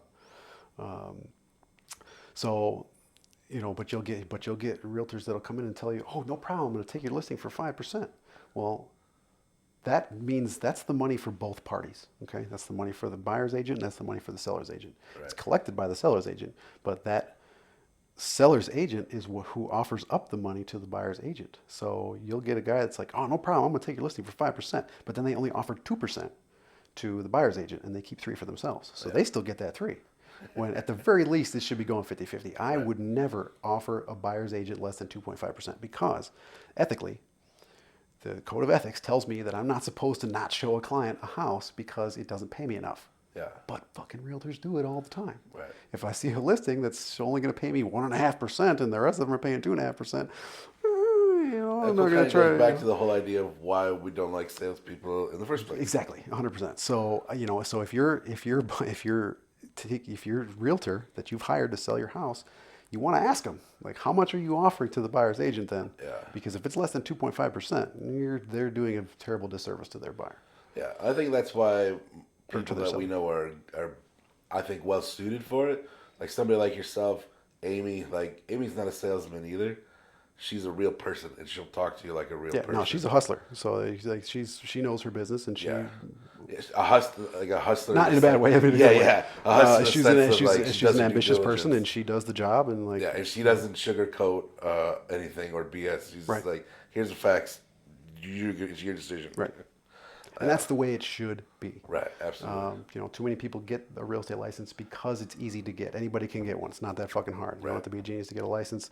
Shit, I'm about to get a 3rd license in Colorado now. Are you going to go out to Colorado too? Yeah, I just passed the test. I just haven't set up the thing yet. But what is the plan? It behooves me to have a license anywhere where I plan on living. I guess that's true. I'm going to go up there and buy a house, so I may as well be my own realtor because I'm going to make 5 times what it cost me to get a license there in commission from the seller's agent who's selling me the property. Yeah. Which is the same thing I did in Arizona. I represented myself, and I will represent myself when I sell my property. So instead of me having to pay a seller's agent, I'm only offering up that 2.5% to the buyer's agent when they come to show my house. So it saves me a lot of money, makes me a lot of money, in the long run. So when you have a license in multiple states, you pay your national dues in one state. You don't have to pay that in multiple states. So I pay national dues in Arizona, and then so my Illinois and Colorado licenses are pretty cheap to maintain. I'm just paying state dues, local dues to my boards, and office fees, which again, HomeSmart's pretty cheap for me there too. Right. So it costs me a few $1,000s a year to maintain all 3 licenses. Even if I only sell one house, that's covered. And I have access to the MLS for those 3 states. So when my friends call me, people want to move around, it's just a handy tool to have. And eventually I know more people in Colorado. I'll probably do some business there. I'm going to be living closer to Colorado Springs and hoping to do some business down there. Yeah, that'd be cool. I'm still hoping to one day end up back out there. Oh, it's just so nice. It's so nice out there. Yeah. I never really put much weight into that until I went there, and I was like, oh, this does feel way better than waking up in Illinois. When I was there, that what made me leave was like, because I would have stayed at the time, but like it'd be fucking snowing in May. Yeah. And I'm like, I still had too much outdoor work that I was doing at the time. Like I needed to be outside too much. Yeah. And the more I feel like a retired person, I'm like, if it's cold outside, I just won't fucking go anywhere. It's fine. But I need mountains. So like if I got to leave Arizona, which is what I feel is happening, I have to leave Arizona. Yeah. The climate change is really screwing things up there. COVID screwed us because a whole lot of Cali people came to Arizona and totally fucked up our dynamic out there. The demographic like it was a dumping ground for a while. It was. It's a serious dumping ground, and it's turned into complete shit. So too hot in the summer. The summers are getting hotter. The winters are getting colder. Yeah. It's rainy and pissy. Like it's not the paradise that it used to be in the 90s when I used to visit there as a kid. Right. And Arizona's always treated me well. I love it there, but they're also a problem of their water supply. Yeah. I feel very strongly that in 10 or 20 years max, there's going to be an issue with their water supply. Yeah, so, I don't feel like they're not really doing much to combat that. Nope. They're like, that's future generations' problem. Everywhere you go out there, every subdivision, not every subdivision, but like a lot of subdivisions have big fountains out in front. In Arizona, we love to show off water because people don't think we have it. Yeah. So like all my friends are like, "Oh, you live in the fucking desert." Like, so when I come out there, I take them to Saguaro Lake, and we go to like the places where there's water because like I have to show like, yeah, it's not just a barren place. Like we have water, but we are very abusive with it, and a lot of people come from other places. Yeah. Retirees come down there. They want grass. You want grass, you got to irrigate your shit. So like we blow through water. I would think that'd be the one thing I would be like, I just want a gravel pad of land. Right. I don't care about the grass. I don't want to cut grass. I'm doing a small patch. Yeah. And I want to mow it with one of those like blade push mowers. I'm moving, so I won't get to enjoy it for very long. But I just did this like one little rectangle. The rest of my yard is low maintenance rocks. Awesome. Are you moving again soon then? Pretty soon. Are you just renting now? No, so I still own the house that I bought in 2019, and COVID helped me immensely because I got the benefit of the value increase. I bought just in time. Yeah. So I'm going to finish my remodel. There was a shitty addition that somebody did before me. I'm going to redo that real quick before I leave. And I've just been upgrading the place and making it nice so that I can get the max dollars so that I can take that money up to Colorado and I want some land. Like I want at least 40 acres. I don't want, I've grown kind of sick of what constitutes normal human interaction these days. Yeah. And I don't want to be near anybody. I just want to go the fuck away and just go live on my property. There's something to be said for that for sure. And I believe isn't Colorado Springs is south to like the main Colorado hub. I consider it a triangle of like Denver and Boulder, and then I count where Jay and Emily live. It's the third triangle. It's much more south. I think that'd be awesome, especially to have that kind of. Would you build your own house then? Yeah. And that was it. I was the next day. I'm at that point in my trade career that like I'm gonna build my own house, and it's the I'm gonna die in it. Right. And I was planning to do that in Arizona, but since I don't have hope there, I'm gonna build it in Colorado. So I'm gonna go out there. I'm gonna buy some property. My dad's coming with me. My dad needs a little care these days. Sure. I didn't know how bad things had gotten until a couple of years ago, so I moved his ass out to Arizona with me. And we've gotten him all tuned up with the doctors. And do you take care of him, or do you just have like somebody that takes care of him? No, he doesn't. Like he doesn't need like bad. that. He can't drive anymore. Sure, so like I deliver his beer and take him to the grocery store and pick up his medication. With 40 acres, you can build him a little place. So that's it. That's exactly what it is. I'm gonna build him a little spot and put him out there, and he can live out his days drinking beers and whatever the fuck he wants to do. But yeah, so we're gonna just leave and go up there and build something cool, and I keep referring to it as the compound because that's what I want. I just want to build a cool. I'm gonna build on this place until my body says I can't build no more. Yeah. And whatever it is, it is. And I got no kids. I got no fucking ex-wives or wives or nothing like that. So like, whatever it is, it is. And then my niece and nephew get it when it's over. Like, nice. What the fuck am I gonna do with it? Do you have siblings? I have siblings. They're all over the place. My little brother Luke is in Arizona, but he's marrying a girl, and they're going to probably end up going to Mexico. Oh, nice. My sister's in Florida. To live? Yeah. That's pretty awesome. Ronnie and Liz just did that. Like they built this amazing house in Mexico. Oh yeah, you can do a lot of things down there. Because they like get bags of fresh groceries for like $40. Yeah.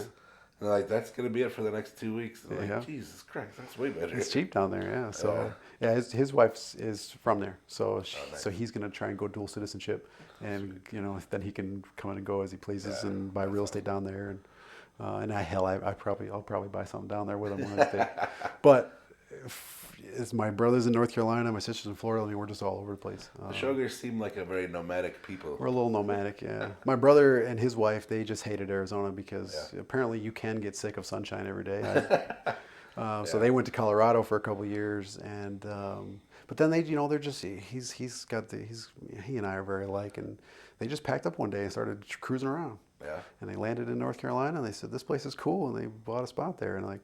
Other people in my family thought that was crazy, and I was like, "Fuck that! That's cool." Like, yeah, it seems cool. Do what you do. Are you the oldest? Do what you want. I am the oldest. Yeah. Okay, so they're all younger. But yeah, he's the only one with kids. My other brother probably ain't gonna have any, and I don't know if my sister's planning on having any. But he's the only one right now that's got a couple of kids, and since I don't, what am I going to, who am I leaving my That's why I feel like I'm never gonna have kids. you know, My brother's I'm got kids. sure Like, as hell not doing. That's the crowning achievement of my life. so glad I made it this far I'm without. so glad I made it this far. I have no alimony payments and I don't have any child support payments. Do you think you'd ever get married? No, I'm No? not doing it. Just doesn't seem like. What's the point at this point? I find it to be a very antiquated Yeah. tradition. You know, Yeah. I don't think we should be doing it anymore. I mean, the divorce rate is like 75% now. Well, yeah, and it's still the whole idea of it is birthed out of exchange of property, right? Like, Right. Which is ridiculous. Why have yourself a legal battle? You know, Yeah. and we're 40 now, Sure. so you know that like about every decade or so. I mean, you're not changing that much as a person, but you're shedding a skin. Yeah.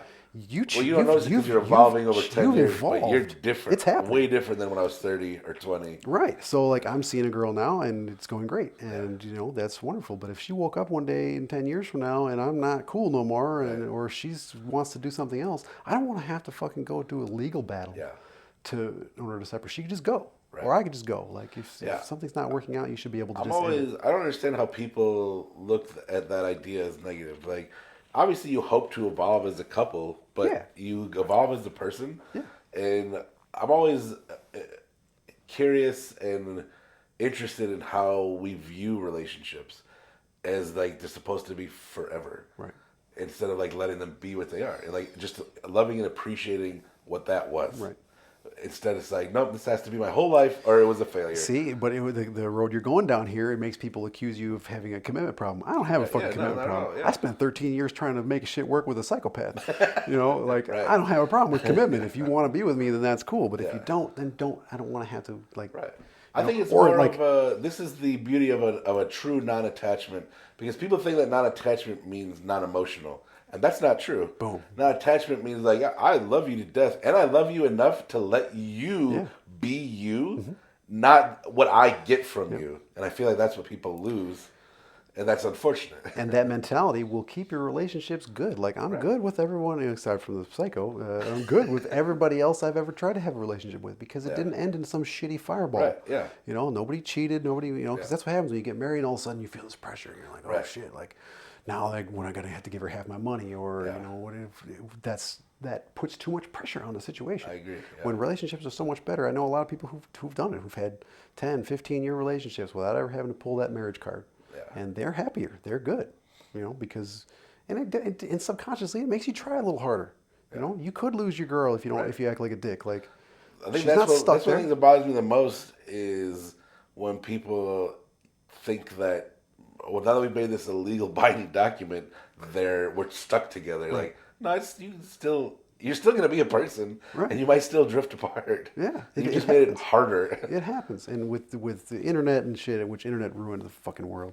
But with that, like the divorce rate jumped from 50 to 75% super fast. So I mean, somebody put it to me funny one time. Like if you were going to jump out of a plane and you had only 1 in 4 chance that your shoe was going to open, you wouldn't fucking do that. That would be ridiculous. Yeah. But it costs a lot of money to get married, and then it costs usually even more to get divorced.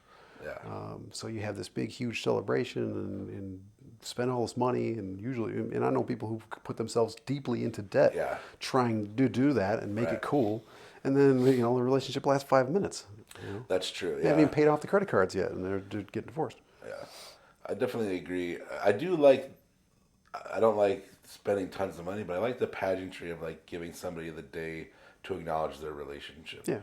I think it'd be hilarious to see just like, hey, we're going to come have a big party and you're all going to love that we're in love, but we're not getting married. I just want you to come and tell me how happy you are for me and my girlfriend. That would be hilarious. No, I think we shouldn't be doing that anymore. I think... I feel like we've definitely grown out of it. Another 10 or 20 years, we probably won't be doing that anymore. You think it'll be that fast?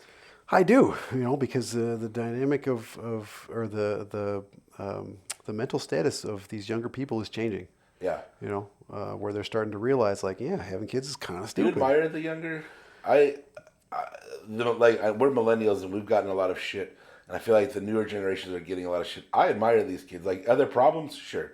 Are there certain aspects where we're doing too much too fast? Sure. But as a whole, I love where these kids' brains at and where they're headed, And I think in 20 years we're going to be in a better spot than we are right now. I agree. I think there's a double-sided coin there Sure. because, unfortunately, with their progressive mental attitude, there's also way too much fucking nonsense in their head that was Right. put there by the internet and social media. Yeah. So it's created a little bit of entitlement with these young bucks, and Yeah. this new generation kind of thinks they're the shit, and they have no fucking idea what they're in for. Right. So there's a double-sided coin there. But yeah, I mean, even my little brother and his girl, they're in their mid-20s, and they're weighing the idea of having children, not being like, this is what we're supposed to do. Right. And I think like we were the last generation because I feel like we're the split Yeah. where a lot of us thought you're just supposed to get married and have kids. Right. But it was the first time where as a generation we were like, I don't want to do that. I'm also not in a place to do that. This is a bad idea. Right. Like my brother's is 8 years older, so he's Gen X, and I feel like he was kind of not forced, but society dictates this is just what you're supposed to do. Right. And then you're like, you wake up and you're, staring down the barrel of 50, and you've got two children and a wife, and you're like, what did I do? Probably still some student loans from the stupid college that they made you go to. Luckily, he got to go for free because his wife worked there. But Oh, that's nice. yeah, that's only him though. Plenty of other people are screwed. Yeah, that's another one, man. Is we set people up for failure right away. Yeah. Take a credit card, take a fucking student loan. No problem. We'll give you plenty of money. You can't come, if you can't afford to come here, cool. We'll give you some money. No problem. I think it's even more underhanded the fact of like I worked in a junior high, and when you're even in junior high, and you'll remember from when we came up, they're like, "What are you gonna do with your life? Like you're 11, Yeah. like figure it I out, have no clue. and it's definitely gonna cost you money, but don't worry, we'll give you money, Yeah. and then you'll spend the rest of your life." There's that pressure, literally, when you're 11 up until you graduate high school, Yeah. of you need to figure out what you're gonna do to contribute, and you're gonna spend your whole life paying it off. And it's like it's such a broken system. Yep. I mean, like I don't know if you're like me. Like I speak in ideals, like the ideal situation or a utopian idea, where like I want to see the system break down completely and be rebuilt. Oh, 100%. Because I don't think the system's fixable. I don't know. I don't think that'll ever happen. No, it's not unfortunately, realistic by any means, That and it is would be the dream. terrifying to watch Yeah. and live through. It would be very scary, but I think that's Probably what it true, yeah. needs is a complete rehaul of something we can't even fathom. Sure. And just crumble this to dust and start over. No, for real. I mean, it's a very twisted bullshit system, and I've gone out of my way, especially the last few years. COVID really gave me a perception. Like I was trying to go more legit. Like I was going to go get a contractor's license, and then I started finding out how much it cost me to have a contractor's license and what the actual liability is for me to not have one. Not a single one of my clients has ever given a fuck that I didn't have a contractor's license. Right. So why do I need this? Why do I have to pay more money to the government? Yeah. My real estate license is, there's nothing I can do about that. In order for me to be able to sell a house, I have to have this license. But like nothing else I really need requires that. So I've been going out of my way to do less to contribute to the system. So, I don't have any loans. I don't have a car loan. I love my old truck. I don't want to pay $80,000 for a new Tahoe. That's insane. I love my 2007 Tahoe. Because everything that we're doing is putting our money into that system that's fucking us. Right. Even a home loan, and again, COVID has put the real estate market on its fucking head. It's insane what's happened in the last 5 years. But anything, investments, you put your money in the bank and the bank's going to pay you this much money. Right. Well, what do you think they're doing that for a favor? You think they think that you think they're going to put your money in a box? Yeah. No, they're using your money to make millions of dollars and paying you pennies on the dollar. It goes back to what we were just saying about hospitals and everything. It's a business. Yes. It has to generate revenue. Nobody's doing anything for you out of the goodness of their heart. It's generating revenue for them. So, and again, at 40, I feel like I'm just now finally getting a grip on what all the ass fucks are in this world. And so one of them has been helping my dad with his stuff. Yeah. A couple years ago, I found out that he was not doing things correctly in his financial world, and then I figured out why. Because it's fucking hard. Right. Trying to get his pension set up. Yeah. It was a ridiculous round of paperwork and procedure that he would have never been able to do on his own. Ever. Don't you feel like they do this on purpose? 100% they with do this shit on purpose. these older people that are new to computers and try to figure shit out. They do. My mom complains about it all the time because she's like, call me and talk to me. I'm not getting on the computer. Yeah. I'm not emailing shit. I'm not logging into something. Talk to me and let me know what's happening. Yep. Or don't or fuck off. Yep. And I'm like, yeah, I And, wish and it that's was that what it easy, is. but So it's like we get all excited about, oh, I got a 401k, I got all this money. Yeah. They're counting on the fact that so many people die before they ever cash even it get out, it. yeah. And if your kids don't know what you had or what you did, then they don't collect it either. It's not Yeah. like someone calls you up and says, hey, I say it your father defaults passed and he had all this money. eventually, yeah. There's so much money that gets left on the table from these things. And basically, retirement investments, and this is going to be a controversial statement because a lot of people, for some people it works. Sure. Don't be wrong. How well it works is arguable, but for the most part, it's basically saying that you're too stupid to save for your own retirement. Yeah. We're going to take some of your money and we're going to hold on to it for you. Right. We're going to keep using it. Don't get us wrong. We're going to use the shit out of it. Yeah. But we'll make sure you get it back Yeah. when it's time for you to have it. Fuck you. I'll take my own money. Thank you. It's funny they say it because actually, when I just left the school, and every time I've ever left a job, they send you your thing about the money that you've put in. Right. And my mom says, "Oh, you should just let that keep rolling over." I'm like, "Bullshit! This is my money, and I want send me my check Give me my right money. now." Yep. I'm like, "Okay, I'm not gonna. They're gonna take it from me when I need it later. Yeah. Let me just have it now." Yeah. And they're still getting a chunk now. There's tax implications to all this stuff too. Yeah. So the more money that you allegedly earn, which is Right. I don't care what anybody says, is not keeping up with the rate of inflation. No, not at all. Your money is not helping. Your money being in these investments is not helping you for shit. Yeah. But we do need to find a different way to perceive our financial worlds. Yeah. Because there's this drive like, well, I gotta make a lot of money so that I can have a nice house. Well, what does it really cost to have a nice house? Not that much. This room that we're sitting in is drywall and trim, and inside there's a little insulation and some fucking 2x4s, and there might be a pipe here and there. Right. This is not expensive. But the When you break it numbers, down that are yeah. being thrown around by the contractors that I know are fucking insane. Right. And when you call somebody up, it comes over and tells you that your kitchen's going to cost you $60,000. No, your kitchen's going to cost you $20,000, and that motherfucker's going to put 40 in his pocket. Right. Like, it's unbelievable. And so yeah, I make X amount of dollars, and because I'm kind of lazy, I don't do real estate as hard as I could. I don't do anything really as hard as I could because I want to not wear shoes and Yeah. have a I imagine you looking just I want like to this wake as a up real at estate 9 agent. o'clock in the morning and decide to lay there for 30 minutes before I go make breakfast. Like when I do take a job, I tell my clients straight up, like, because I'll do I did a job for a cop a couple of years ago. And I told them straight up when they hired me, I was like, you guys understand, I don't show up till 10 o'clock in the morning. I don't do traffic. I work 10 to 6. I don't take a lunch. I'm going to show up here for 8 hours, but I don't do traffic. This is my schedule. I don't get up early in the morning. Yeah, I'll be much better on the job if I don't do this. Yeah. But oh shit, I lost train of thought again. Smoked too much weed. But anyway, we need to get a better grip on our so financials. So we need to be telling these kids, like, it's okay to do trades. Yeah. Because first of all, $100,000 is the minimum salary now. Right. If you don't make $100,000, you're probably not a homeowner. Like, Right. at least combined in your house, you got to be bringing in $100,000. Like that used to be the salary that a single guy could like have fun and like buy cool toys with. We were considered rich if you made six figures. Right. That's not the case anymore. Right. So, I make X amount of dollars, which I used to envy people who made more money. Yeah. Guys making $200,000-$300,000 a year. Like, damn, I wish I was at that level. But I realized that those people make that much money, and then they're the ones who have to call somebody and pay an unreasonable amount of money for them to remodel their kitchen. And they're probably going to get shit work. Yeah.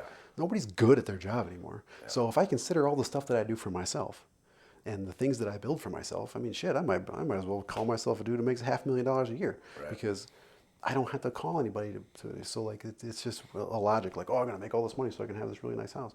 Well, you could have a really nice house if you made your own really nice house. Right. You don't have to make all this money and pay taxes, and taxes is just another ridiculous thing. So all this money that you make, the more money you make, the more money you have to give. So let's say I do a side job and the guy pays me $70, and I take that $70 and I go to Walmart and I buy my stuff with it. Yeah.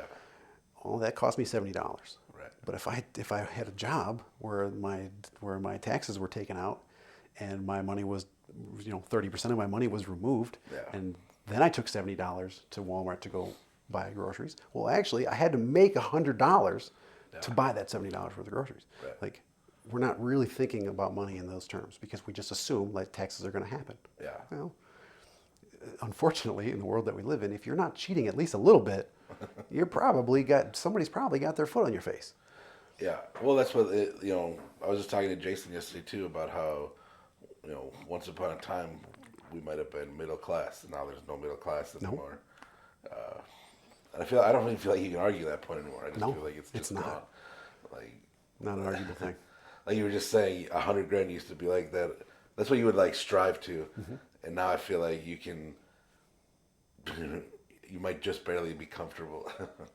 Yeah. And most people aren't making And anywhere that's near that. a bummer. That is a bummer. I think what's fascinating too is that I don't know that it can recover.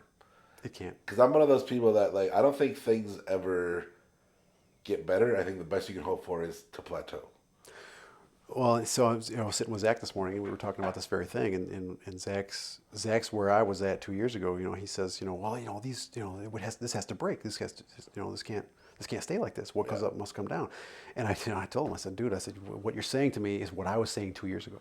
Yeah. Now, granted, I did call it. I knew that this, insane real estate thing that was happening wasn't going to last forever, but it didn't really plummet. It just plateaued. Right. And along with that plateau came up all the cities, raise their taxes. Like you have to pay taxes based on the value of your home. So a lot of money came in from this. Well, if we go in reverse, then there's going to be less money for everybody, and Right. that's no one's going to let that happen. Yeah, and I think a lot of we're that stuck stuff with is where we're at now. constructed.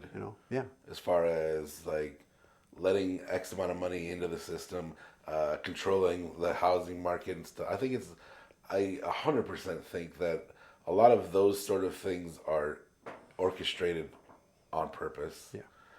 Like even when you go back to like the crash of the thing back in like the 20s, like it's all done on purpose, and there's a reason behind it, and the people on top are the ones raking in the money, and like they don't care about us on the bottom in the first place. No. Like you said, everything's a business, and everybody's trying to come out on top. Yep. What do you think is? Actually, no. I want to go back because you talked about. Did you grow up with guns? Like, that was just something you grew up around?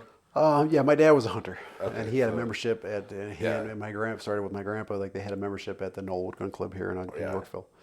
So I mean, I grew up, shooting clay pigeons and stuff, and it turned out I wasn't much of a hunter because while I'm a good shot, I liked animals too much. Yeah.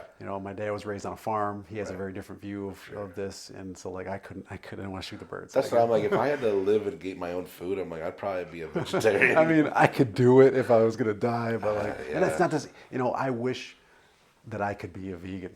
I would Yeah. do it if I could. I Yeah. like eating burgers, and I can't stop The eating burgers. burgers are so good. dude. Burgers are good, but if I had to, hunt my own meat, that might be a I little just bit different story. But there's a documentary. Roger and Me is a documentary, one of the first by Michael Moore, and about Detroit. And there's a lady in there skinning rabbits while he's talking to her, and I'm like, Jesus Christ, I could never ever do that.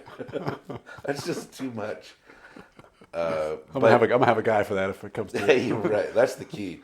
Is always to have a guy for that. But you traveled armed because of what you do, Well, in that particular case, I was going to California with a lot of money. right? I was just, it Being would be smart, stupid to not Yeah. be prepared for what may happen when I get there. I was meeting up with someone that I So knew. that's not something you normally do.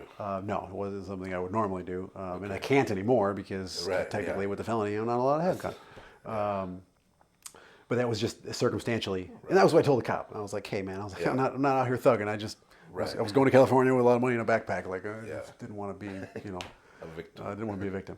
And it was cool. The town we went to was actually really cool and like very hippie place, and there was no problem. And another RIP on that one. Peter Becker was out there with me too. Man, I can't. It bums me out how many RIPs there are. I know, dude. It's a bummer, man. Did you ever get into any spicy situations? Yeah, not. I feel like you've read it enough where you're like been able to avoid it 100%. Other than Okay, getting so picked I up. guess the craziest shit that ever happened. There was a guy that I met, and he and I are great friends now. He's a fucking cool guy, and I understand why he did what he did. But I was working for a different guy, and this guy pissed off the new guy. And so I get a phone call one day on my personal phone, which was crazy. Nobody had my personal number back then. Do you have I was, two phones? No, I was, but back then I was burners all the time. yeah, Like I was okay. very, very careful about that. I used to scream at people if they gave out my personal number. Yeah. So I was like, how the fuck this guy get my phone number? So he called me on my personal phone and basically told me it was the most gangster shit that ever happened because I never like been gangster about this. Right, It's just yeah. weed. Like I was just Sure. playing the game like a hippie. Like I Yeah, don't. this isn't a real criminal enterprise.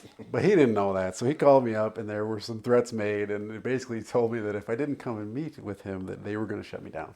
Oh.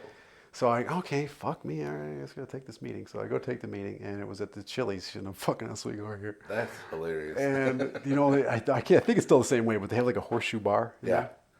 So I came in there. I got there before he did, and I sat there. And this is back when I still drank. So like, I sat at the counter. I'm like slamming MGDs. I was so nervous. And this dude comes in the side door with two big ass black dudes, and they sit on the other side of this horseshoe and stared at us the whole time we were having this meeting. It was the most gangster shit ever. Wow. And so, but he comes up and he sits down. He's talking to me, and as soon as he sat down, I was like, man, I gotta tell you, like, this is not really the way that I do things. I'm like, I'm nervous as fuck. And he's like, no, don't worry about it. And basically, he was offering me a job. Like, he just wanted my business to be taken away from the other guy's business. Yeah. And at the end of the conversation, he asked me where I could find the old dude because he knew that I knew where he was. And that was that moment where I had to make a decision. And so I looked at him and I was like, man, you can't ask me to do that. I was like, you wouldn't even fucking know who I am or give a shit about me if it wasn't for him. I was like, he's an asshole sometimes, don't get me wrong. I was like, dude owes me money. Right. I was like, but you know him, you know where he's going to be next week. I said, you'll probably find him on your own. I said, you can't ask me to do that. Yeah. And he just kind of looked at me for a minute, and he's like, all right, come outside. And I was like, all right, this is it. I'm going to get fucked up now.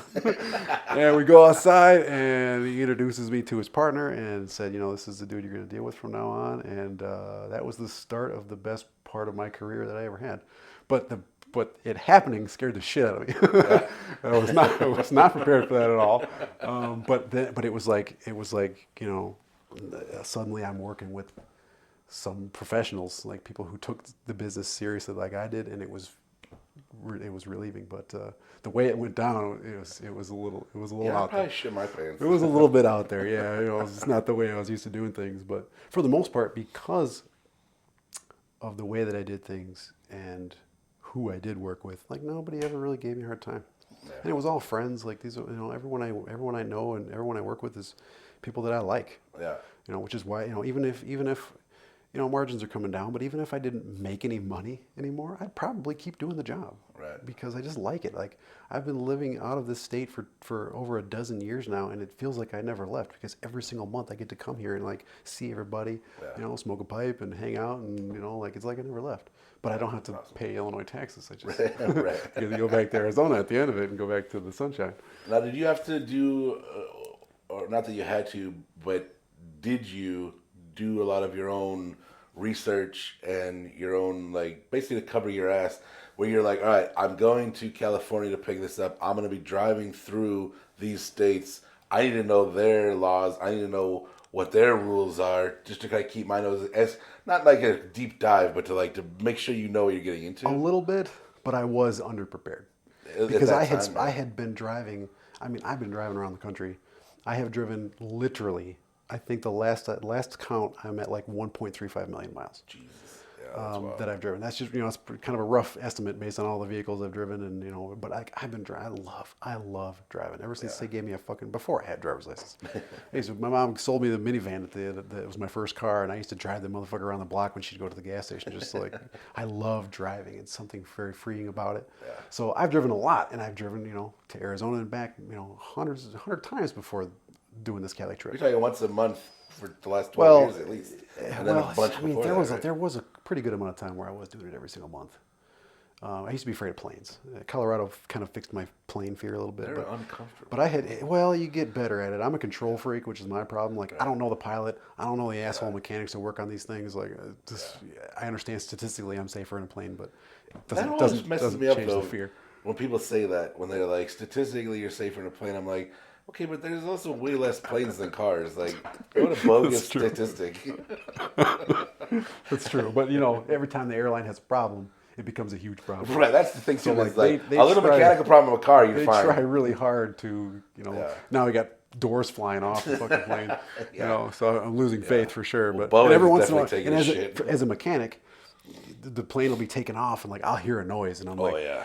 oh, like that doesn't sound. I looked out the window This once. motherfucker Some needs of a it wheel I've been bearing. like twice. I look at this little flappy thing on the wing. I'm like, fuck. Think about that old what was it, Twilight Zone with William Shatner with the Yeah. fucking thing on the plane on the There's wing. something on the wing. Something on the wing. But yeah, so I had driven so much, and again, all I had was that misdemeanor fucking criminal damage to property from the golf cart thing. Yeah. So like, I had been pulled over plenty of times, plenty of interactions with police. Right. A lot of them were I actually was doing something like getting pulled over smoking or whatever, and I always got away because there is a psychology of dealing with police. So I went into it very too confident. Right.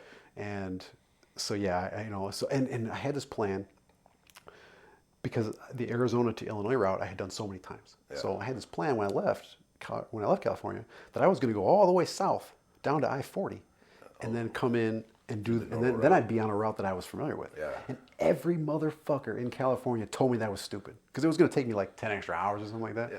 And everybody was like, "No, just take 80, it's fine." Or and this was an interesting concept back in that time in 2008, was tell me to mail them. And I'm like, fuck you guys. If I'm going to go to prison, I might as well know I'm going to prison. I'm not waiting for the FedEx guy to be the feds. So I was going to do that. And everybody told me, get mailed that? oh my like God, that you have easily? no fucking idea.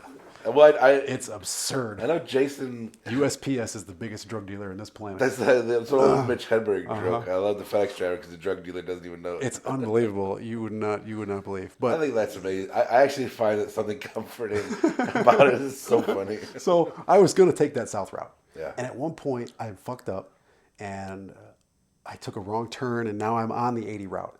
And in that 5 minutes of deciding like, okay, do I turn around and go back on the route or do I just listen to what everybody was fucking saying and take 80? And I was like, fuck it. And I looked at the time and I'm like, well, I could get home like 13 hours faster if I just take this route. Yeah. Fuck it, I'm going home. And that was stupid because, and who knows, maybe on 40 they do the same thing. California has always been a marked state Right. as far as things coming out of it. Weed and even the cops were telling me that like meth and shit is apparently highly manufactured there as well. Yeah. So I hit the border of Nevada and I was like, oh, cool. Like I'm out of Cali. I'm out of that stigma of being in Cali. Like Right. it's fucking home free from here. And it was like 15 minutes later I was pulled over. Yeah. So what I learned on that day was that, well, I didn't learn that day. When I went back for court, I jumped in my rental car and I went out. There was a Ford dealership that I was pulled over in front of. And I went and sat in the back of this Ford dealership. And I sat there for like an hour and I watched. And the same 3 or 4 cops were just doing loops. So as opposed to like sitting on the side of the road and like, doing a head turn as you drive by, Yeah. they're going 85 miles an hour and just passing people. Right. And like, I mean, cops, especially being a mechanic, I know cars. Every time a cop car is purchased by a police department, I am mentally logging what the headlights look like, what the taillights look like. Like I can see a cop from a mile away. Yeah. So I saw him, like I saw him coming up. I was driving and I'm, speed, cruise control. I was watching House. It's my favorite show. I have House in the DVD player. So like I shut the screen off. I put my seatbelt on. I'm pretty sure my seatbelt was on. I wasn't that stupid. But like I shut the screen off and kind of straightened up, but my head was shaved back then and the earrings in and everything. And I just, just sitting there. And he goes, so he goes like I thought he was gonna pass me, but then he slows down right next to me, and God, I was fucking sweating. I was like, what is he doing over So he's there? looking to profile. That's exactly. It's 100% profiling. That's crazy. Yeah. And so he's staring at me, and he sat there long enough that like finally I just like kind of turned my head and just looked at him. I just gave him a little nod, but like I must have looked nervous. I'm sure I looked nervous. And he pulls it, and I didn't even take the bullet out of the chamber of the gun because I thought there's no way I'm getting pulled over. Fuck it, I'll just throw the gun in the suitcase. Man. Yeah. And it was bad. Like when it got stopped, I thought I was going to be gone for a long time. So he pulls me over, and like I played the game with him, because he told me I was following too closely. Bullshit. Yeah. I am the most pet peeve person about that, and I know for a fact I was not doing that. So I played the game with him. I'm like, oh yeah, what is a safe following distance? And he's like, well, we like to see 3 car lengths or whatever the fuck. And played the game with him, but later on I watched some videos of an old ex-cop who was basically telling all of their secrets, and I realized how many things I fucked up. Rubber bands on my column shifter, rubber bands up there. Like, what do I use rubber bands for? Wrapping up money. I say, Duh. yeah. Like, that would have never crossed my mind, but I it wouldn't makes have sense. thought about it. There was a bunch of other little triggers that I had missed, and I fucked up. So whatever. It's you live and you learn. But that's what they do. They're just driving in circles. Yeah. Just looking to profile. They get down to the end of a 15-mile stretch or whatever. They turn around and they come back. Yeah. And I just watched these dudes do this for like an hour. So like that's so had I made it through that little fucking corridor, I would have been home free because then I picked up my truck from their impound lot, and like I said, I drove it all the way home. Nobody cared. Yeah. Expired plates and no insurance, and like I was broke as hell. I just drove the thing all the way home. No problem. It was just that little stretch. They're just watching right there at the border. Yeah. So that's the thing that's the catalyst to kind of like, all right, I'm not looking to like one up them or be ahead of them, but like I need to be smarter about what they're doing. Yeah. And try to at least understand like little stuff like rubber bands is huge. That's crazy. One thing too that we kind of breezed over back in the day, like when you still had the house out here. I feel like the original Friendsgiving was at your house. Yeah, I think it was. And that I don't know if remember Flacky was still there or not. Unfortunately, living with your friend is hard. Yeah. And Lackey and I were super tight when we bought that house, and it caused a rift. And I'm very thankful that we were able to mend that rift before he passed. Because just living together was bad. We were. It's a whole new dynamic. We were very opposite, and you're learning to dish something. Even if you love somebody that much, you're learning about them in a new way. Right. And you're like, oh, Jesus Christ, you don't know how to close the fucking cabinet. I'm going to punch you in the face. Well, it worked out great at first because we had opposite schedules. Yeah. He was a carpenter, so he was up at 6 a.m, out the door. I would sleep till 2, and then I'd get up, and then by the time I was like getting my business ready for the day and rolling out, he'd roll in the door. So he'd roll in the door, we'd smoke a pipe, and I'd be like, cool, I'm out. Yeah. And then I'd go to my shop and spend all night there. So like, we were just passing each other in the night. Yeah. Like it was nothing. And then his girl, he was dating Stephanie at the time. Right. And I love Stephanie, but that caused a little more tension because we were both dating Stephanie's at the time. But I was keeping mine kind of a little arm's length, and they were going, they were getting buck wild. So she was spending a lot of time at the house and washing clothes. And so at one point I was like, hey, would you mind kicking a little more on the utilities? And that was the first time that like I upset him, and I was like, "Oh no!" I was like, "It seems fair to me." Yeah. And then one night I came home. She's gonna kill me for telling the story. But I came home and I come in. I was like 3:00 in the morning, and we'd actually done some work that night, so I was greasy, man. We were balls deep in an engine of some kind, and I was greasy as hell, and I just wanted to shower. And again, Lackey should be sleeping because it's 3:00 in the morning, and the dude's got to go to work tomorrow. Yeah. So I come in and I hear the shower's on. I'm like, what the fuck is going on here? They were in the shower. And which is on the very opposite wall of my room. And he must have heard me come in, and he comes in and knocks on my door, and I was like, what? And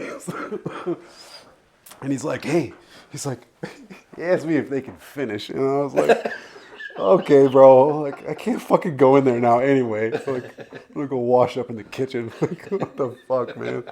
And that was kind of like where I drew the line, and again, I was glad that relationship carried on for them, and that it was. They ended up getting married. They got married. Yeah, that was awesome. They got married. No, she's a wonderful girl, and they were a great pair. He was a great guy, And it took a few years. We mended our shit though because he was a fucking cool guy, man. Do you think there was let's see. I don't want to come off as a dick, but I'm just gonna say it. Do you feel like there was a time where maybe you held grudges more? Oh yeah. And then there was like a definite shift where you're like, dude, what am I doing? I've been a little harder than I should have been for a good portion of my life. Is it just part of growing up in general, or you just like, No, it was part of the job that I did. You kind of had to be that motherfucker that people wouldn't fuck with. You know, like in the course of my career, no one tried to rob me. You know, I've lost like, I've had to chalk up like less than $1,000 in losses in my entire career, and that's impressive. it's an impressive It doesn't number. sound like that includes that 10 pounds. Well, that was the police. I'm not gonna. I won't call that one. They But get like carte blanche. for people that I had done business with, I haven't lost very much. So I had to be that person, Right. and I did take it a little too far a couple times, and some of them went on for a long time. And I've recently squashed, not recently, but I squashed a bunch of stuff over the last decade that was just too old and it was dumb, and like I literally don't have a beef in the world now, man. Yeah, it feels like it's so liberating. Just be like, it is. It's nice to just love everybody again. No, for sure. It was unnecessary, and it weighs on you. It's too much weight. I think that's one of the things that's hard to realize when you're in it, is that like it's really hurting you the most because you're carrying it and it's heavy and it just gets heavier. And like when you can actually talk to the person, and not for nothing, like we've already covered, we've lost so many people. I would hate to have to carry that forever. Yeah. Like it feels so good to be able to clear the air and be like, all right, you know. No, 100%, and that's how I feel about Lackey, man. If we hadn't have squashed our shit, you know, before he passed, that would have been horrible, man. Yeah, that would suck. It wouldn't have been fair to either one of us. You know, it's not cool. Yeah. What do you think is next trend? I know we talked about Colorado, the compound. That's it, man. I mean, I essentially at this point I consider myself a retired person because like when you talk about it, it almost like to me it sounds like this is just you riding out into the sunset. I don't do anything that I don't want to do. Yeah. Which makes my relationships difficult sometimes, especially when it comes to social things because I hate fucking social things. I'm so bad at social shit. And I actually got called out. I got called out about that once, because I used to think I was so good at it. Right. Like that I was hiding how awkward I was. And I was at a party one time, and because I try to show up to things every once in a while, so people don't think I'm like an asshole. I don't like you. Well, like, I genuinely want to see people. yeah, and I do. I like these people. But the more people in the room, the more nervous I get. Yeah. And I suck at drinking too, and I actually hate alcohol. I haven't drank now for like 5 years. Yeah. I feel like that is the lubricant that makes people want to be in those rooms, and I can't do it. So like, I don't understand what we're doing. You know, I'm like, are we getting paid for this? Like, what are we doing in this room? Like, I don't understand. So I try to show up to things, and I showed up to something once, and I'm sitting outside smoking because again over the years, like some of the people have fallen out of smoking. So like, I go to some places where like I'm the only dude really that's kind of the smoker. Right. So I'm outside smoking, and this girl comes out, and called me right out. She's like, "So why are you so awkward?" And I looked around like, "What the fuck? Like, is it that obvious? Am I that Not bad?" only is it like, but that just peaks it 100%.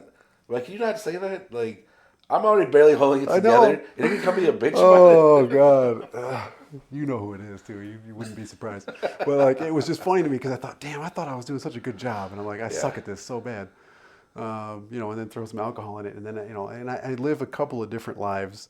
And if I start drinking, then all of a sudden those lives start to intertwine, and I start saying shit that I know I shouldn't say in this room, and like then I have this overwhelming, unnecessary fear of being embarrassed. Like there's probably like a dozen times in my mind that like replay all the time, which the people who I did it in front of probably don't even remember. But like I have those too. I have an irrational fear of being embarrassed. So like I cannot drink in front of people. It's not a good idea.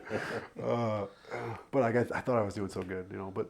That's the thing. I'm a little bit of a control freak, and I'm easy to get along with, but you just got to be on my page. So like, it does kind of make my relationships difficult when I'm trying to. I'm sure plenty of people would be like, "Shoger, oh yeah, he's stubborn." I'm definitely stubborn. I got the Shoger stubbornness. That's a family thing for sure. But I mean, that's also a key to your success as well.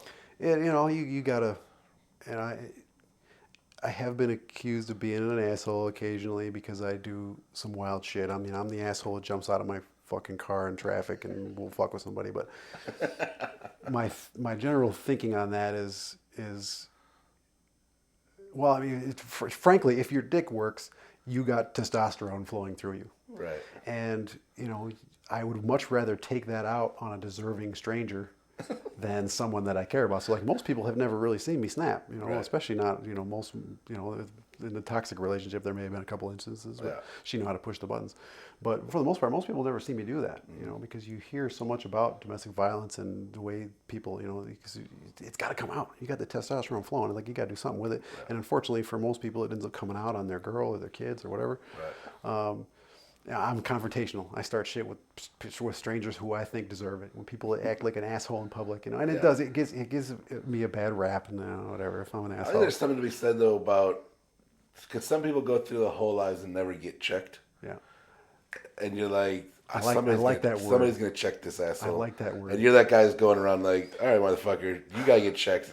And the unfortunate reality is that it's become so disrespect and like poor social awareness, and Yeah. it's gotten so bad that like I could be checking people all day and it wouldn't Right. make no difference. Well, I think a lot of that goes back to what we were talking about, kind of the shitty part of the internet and social media, is that everybody thinks their opinion means something.